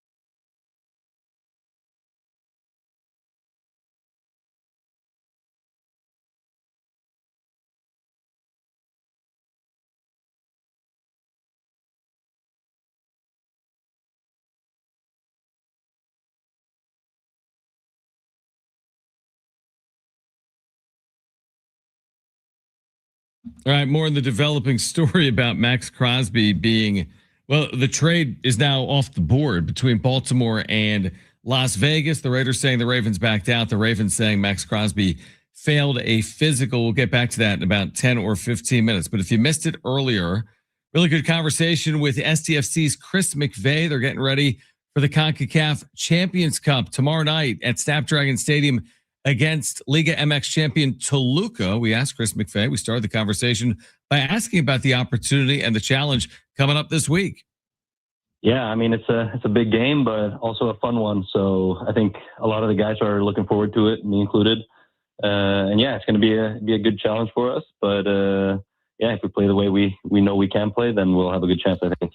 When you're playing in a format like this, when you're in a tournament and it's home and away, like how do you look at that from like a player or team perspective? Because it's one thing to get a result at home, but then you got to go have success as well on the road. And that's obviously a challenge when you're playing clubs in Mexico, specifically at elevation. And Toluca's at something like 9,000 feet, right? So what's it like as you approach, tournament play where you're playing in multiple venues in order to move on?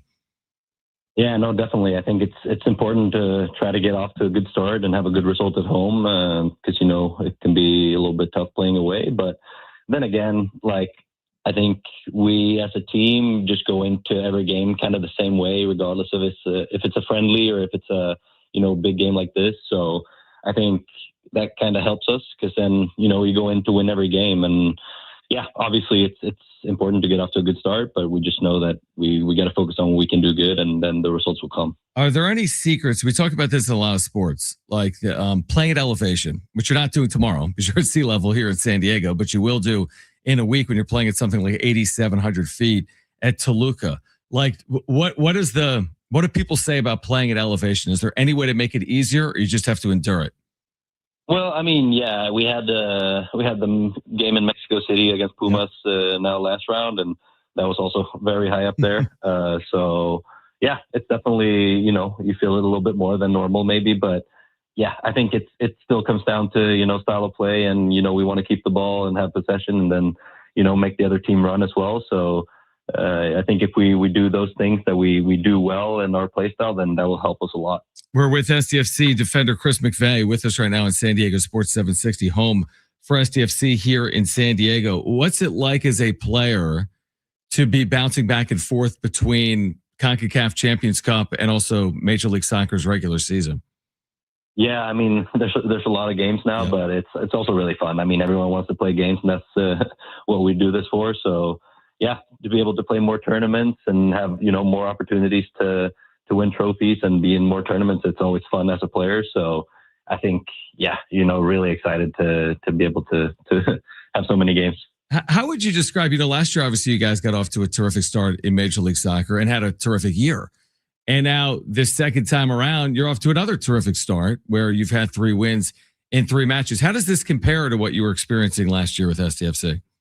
Yeah, no, I think it's, we're kind of just building off from last year. Obviously, now we know each other a bit better and stuff like that. So, it's a little bit different, maybe knowing where we stand compared to last year. But yeah, I think, we're a good team. We got a lot of good players, and we're just trying to build off that momentum that we came off from last year as well. And yeah, I mean, it's been off to a good start, but it's, we got to keep it up also. There's a lot of games this season. So yeah, we try to go into every game with the same mentality. Chris McVay is with us right now. Again, STFC defender, STFC playing Toluca tomorrow night at 8:30 at Snapdragon Stadium. What is it like as a professional athlete when you have to endure the longevity of a season? Like, how hard is it to maintain consistency? To me, the consistent part of it would be the most important, but also the most challenging, because to your point, it's like a season starts whenever it starts, and then it just goes and goes and goes. What's the key to maintaining a level of form and consistency throughout the course of time? Yeah, I think it's a tough one because there's a lot of games, and it's tough to also stay fit and healthy through the whole year. Yeah. So it's a lot of important stuff outside of the soccer as well, with food and sleep that comes into play. That's really important. But then also we have all the staff and recovery tools and stuff at the facility that helps us get through that as well. So that's really good. But then also, I think having a big squad, which I think we do.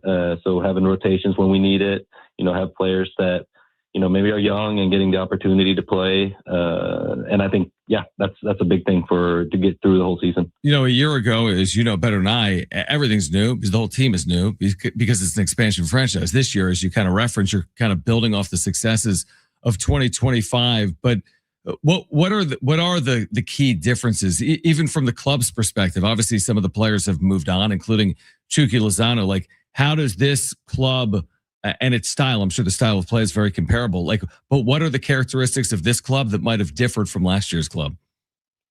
No, I think it's not too much different. I think we kind of have the same core group as last year. Obviously, there's some players always coming in and out of the team, but I think we're just building off even the play style. We're playing the same way that we did last year, and we also improve on stuff that we needed to get better at. And because a lot of stuff was very new last year, and now we're a little bit more used to it. So that means we can also add on maybe new layers of our play style and just keep on adding stuff where we can improve on. So. What is it about SDFC specifically, and Chris McVeigh, SDFC defender with us right now on San Diego Sports 760? What is it that has allowed you to play some of your best soccer with this club? Yeah, I think, just coming to San Diego, when I made that decision, it was also me and my agent talked about finding a team that, fits the style of play that I can be good in, keep the ball a lot and just the play style. So when we made that decision, we thought that would be a good fit. And I think, it's been great. And I love the way we play. I go out there and enjoy it every time. And it just fits the style of play I want to play soccer. And it aligns good. I'm sure, I know I've probably asked this to you before, and I'm sure you've been asked it a lot, but just San Diego as a market, its passion for soccer, whether it's men's or women's, whether it's, MLS or international.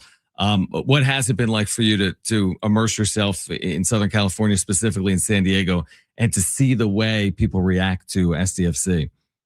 Yeah, no, it's been really cool, and also being part of it from the beginning. Yeah. I got out here before the season started and met some of the fans for the first player appearance, and it was really cool to see everyone show up and be so excited for having a team in the city. So. Yeah, I mean, it's been amazing. And the fans last year was great. We had, a lot of sellout games and a lot of fans the whole season come and support. So it's been really awesome to see that here. Chris, curious before you go, when you're playing on aggregate, right? When you're combining scores at home and away against Toluca, does that change anything stylistically or going into a match? Because in an MLS match, you win, lose, or draw. But when you're playing on aggregate, how much emphasis is there on not just scoring, but adding on or maintaining advantages? Like, what plays into what plays into that? Yeah, I mean, I think that definitely adds into the result. You got to be thinking about it for sure. You don't want to concede a bunch of goals at home when there's away goals counting and stuff. But then again, at the end of the day, like we want to score more goals than them, and we want to keep clean sheets. And you'll see what happens, but. Obviously, you think about it and you want to be very sharp, but you always do. So it doesn't really matter in that sense because you always want to win the game. Even if you're winning the first one, you want to go and win the second one as well. And I think that's kind of the mentality this group and this team has. Yeah, really good perspective. It's not like, it's a great point. It's not like you win a match 3-0 and say, well, let's just lose the next match. The goal remains to win the next match, regardless of where you are on aggregate. Chris, we're looking forward to tomorrow night against Toluca, and congratulations on a great start to another year here in San Diego. And we look forward to connecting soon. Awesome. Thank you very much. All right, great stuff again earlier today with SDFC's Chris McVeigh. Big stretch coming up for them, home and road against Toluca, back to MLS play this weekend coming up as well. All right, on the other side, the latest on the Max Crosby deal that is no more. He's heading back to Las Vegas. What comes next for the Raiders and the Ravens? Plus, WCC Championship night. Our pregame coverage begins at 5:45. You can listen to it right here on San Diego Sports 760 between Gonzaga and Santa Clara. Stay with us here on 760.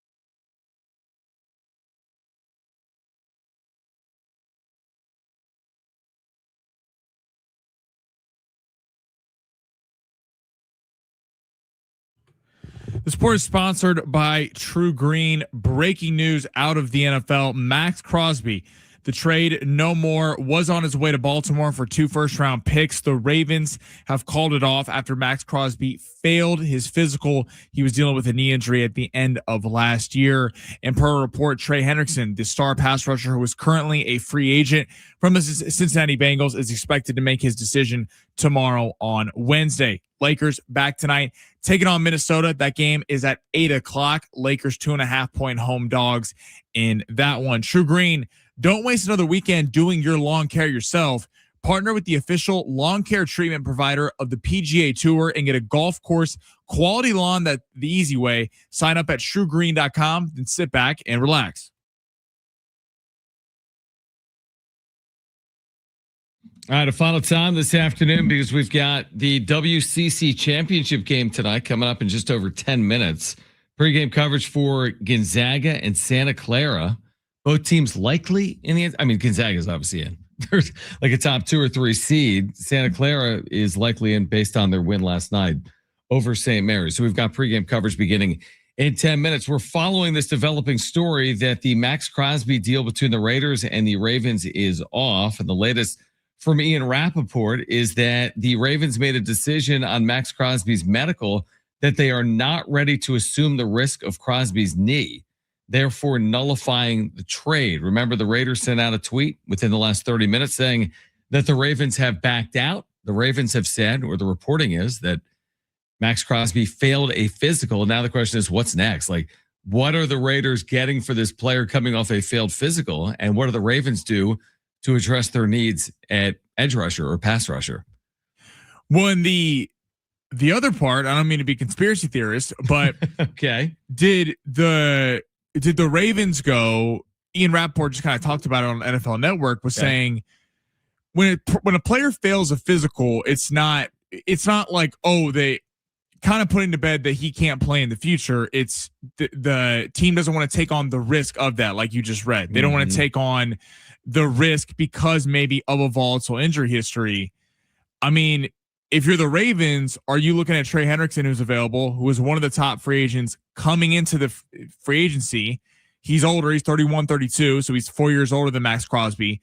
But if you're the Ravens, are you sitting there going, Trey Hendrickson at 31, 32 with 2 first round draft picks? Is that better than Max Crosby, but giving up 2 first round draft picks? Well, let me ask you this then. Okay, under that, let's go down that path for a second of even the conspiracy in us, like the conspiracy path. Can teams just nullify trades because they have a change of heart and say it's a failed physical? Or is there something, is a failed physical subjective? That's what I think Rappaport was kind of saying. It's kind of like, it's not like Max Crosby, his knee is busted and can't play anymore. It's the Ravens are saying that the future risk of his knee is not worth the investment of the picks. And had this happened in the middle of the NFL season, because I believe trades processed the day of, this wouldn't have worked.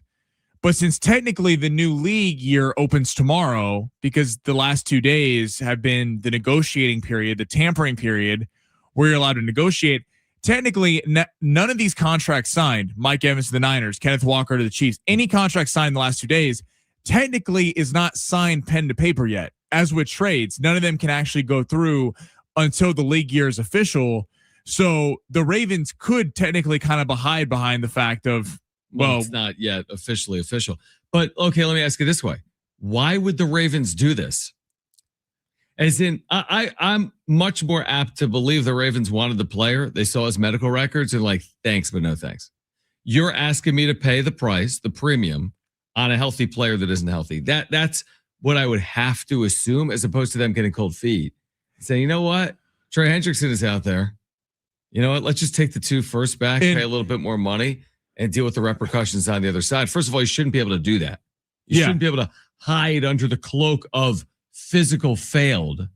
Like, that's a terrible look for the league. And I believe that the Ravens wanted Max Crosby. And I think this is could be a little cold feet paired with maybe his knee injury is a little bit more serious than the Raiders were letting on. Right. The Raiders were, he can play, but this is a bit of a risk because we thought when you're trading for Max Crosby over signing a Trey Hendrickson or going after some older pass rushers is the age difference. You think you have more of a runway with Max Crosby because he's only 28 years old.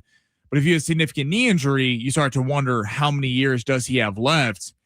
And I mean, yeah, I'm just curious if from the Raiders side of things now, they built their whole free agency.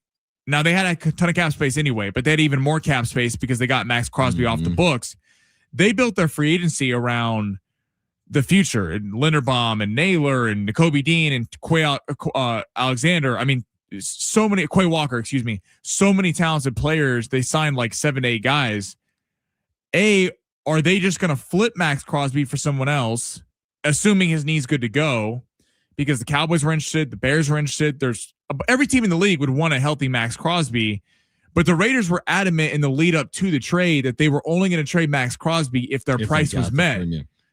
So are they just going to flip him to get him off the team, or is Max Crosby welcomed back into the silver and black? In order for this to never happen again, the NFL has to find one of these two teams. Someone has failed to deliver on the ethics of the deal. Yes. So either the Raiders didn't fully disclose Max Crosby's medical history, therefore that's a loss of draft pick or compensation or a monetary fine, or the Ravens failed to complete a trade because they got cold feet, and that then is a loss of a pick or compensation or a fine. There's no way you should say, it's fine. This is one of the best players in the NFL. And the whole world believes that this player's been traded, and then 36 hours, just kidding. You can't risk that happening every single time there's a trade of some star in the NFL that 36 hours later, everything could just change. And what's crazy is not even just these two teams, other teams' free agencies who were in pursuit of Max Crosby changed because of the fact that Max Crosby, everyone thought was off the board. And if he's back on the board, again, all these deals haven't been officially signed yet. We've seen players back out of these things before. Are we going to see in the next 24 hours a team decide to go in a different direction with players that they've already signed? And I'm with you. I think that the only way to be in the wrong. The only way to solve this is because teams do their own physicals. They conduct their own physicals. Right. The only way to solve this is the league has a set of doctors that is checking out on players that is neutral and not affiliated with the teams, because trust me, the Ravens doctors, if Ozzie Newsome and them go, yeah, we're going to annul the trade, you're going to find something in his medical history. If not saying that that's what happened, but obviously team doctors are working for the team. The only way to change this is to have neutral NFL doctors that are hired by the NFL to conduct these physicals. I mean, I put it more on as we sit here right now with the knowledge we have, I put it more on the Raiders. Like my guess is the Ravens were willing to move 2-1s for this elite pass rusher until they found out that he's somewhat damaged goods. And then once you get some of this damaged goods, you're like, I don't want to pay that price. That's the most logical explanation for what has transpired. What's less logical is the Ravens said, why are we doing this? Like, why would you do that? Why would the Ravens say, why are we acquiring the best pass rusher in football in the prime of his career? Let's do it a different way. That doesn't make sense to me. I'm with you. I just think when you look at the NBA, the Lakers and Hornets did this last year with the field. Right. It's obviously was a lesser scale. Mark Williams is in no way the player Max Crosby is equivalent in the NBA and NFL. But the Lakers weren't really asked to ask too many questions about their failed physical. And I'm with you. I think the most logical explanation is that they conducted a physical. They realized that the knee injury was a little bit more severe than the Raiders certainly let on, because they wanted to drive up trade interest. And they were like, 2 first-round picks. I mean, that's a heavy compensation. You're giving up the future of your franchise the next couple of years for this player. And if you don't think that you're getting the player at the full capacity, I understand why the Ravens will go, whoa. We're not doing that. We're not just giving this up. But I'm curious if the Ravens have to release what they found in their physical, or if they get to hide behind privacy. No, my guess is it privacy though, because there's unions in the CBA, so I don't know if the privacy applies to the NFL and its teams. So, like, you would think the NFL would have access to the documentation the Ravens have of their physical. There's no way they wouldn't. Now, again, it doesn't have to be publicly disclosed. But the NFL, the NFL, which runs the league, certainly has access to the league's, its team's files, you would think, when it comes to fit. It's a very bizarre situation. It almost leads you down the path of how does it not happen more often? Yeah. It's the NFL. To your point, you could find a health issue with any one of its players. But everyone has an injury history. Outside of a punter, you know what I mean? Like outside of a punter or a kicker, of course, running backs have bad knees, or edge rushers, or quarterbacks with their shoulders. Or of course, you could find something. But what is it that would then technically make it a failed physical? And to that point, what's weird is he didn't play down the stretch of last year because he had a knee injury. So, which is fine. That's fine. Well, right, but you would think that obviously that was public that Max Crosby wasn't playing down the stretch. Is that the Ravens would know that. They would know. I believe he had surgery in January. I'm not 100% sure, but I believe he had surgery earlier this year. So either the Raiders didn't let on to how significant the knee injury was, or the cold feet. Yeah, fascinating story that we'll be following throughout the course of tomorrow, I'm sure, on San Diego Sports 760. Join Ben Fletcher and Sammy Long tomorrow, beginning at noon. On the other side, we do have the WCC championship game tonight, and a good one. Gonzaga and Santa Clara. When was the last time Santa Clara was in the NCAA tournament? Steve Nash's final year, I think, in college. You're going back a long time, over a quarter of a century. But Santa Clara likely back in the NCAA tournament. They can punch their ticket coming up tonight as they take on Gonzaga in Vegas. Sammy, great job today. I thought you were working 6 hours. You're only working 5:45. 5:45. I need to stop. Yeah. Stick around for another 15 minutes. Brent will be back tomorrow. For Sammy Long, I'm John Schaefer. Again, Gonzaga and Santa Clara. Westwood One coverage of the WCC championship game. Championship week is here.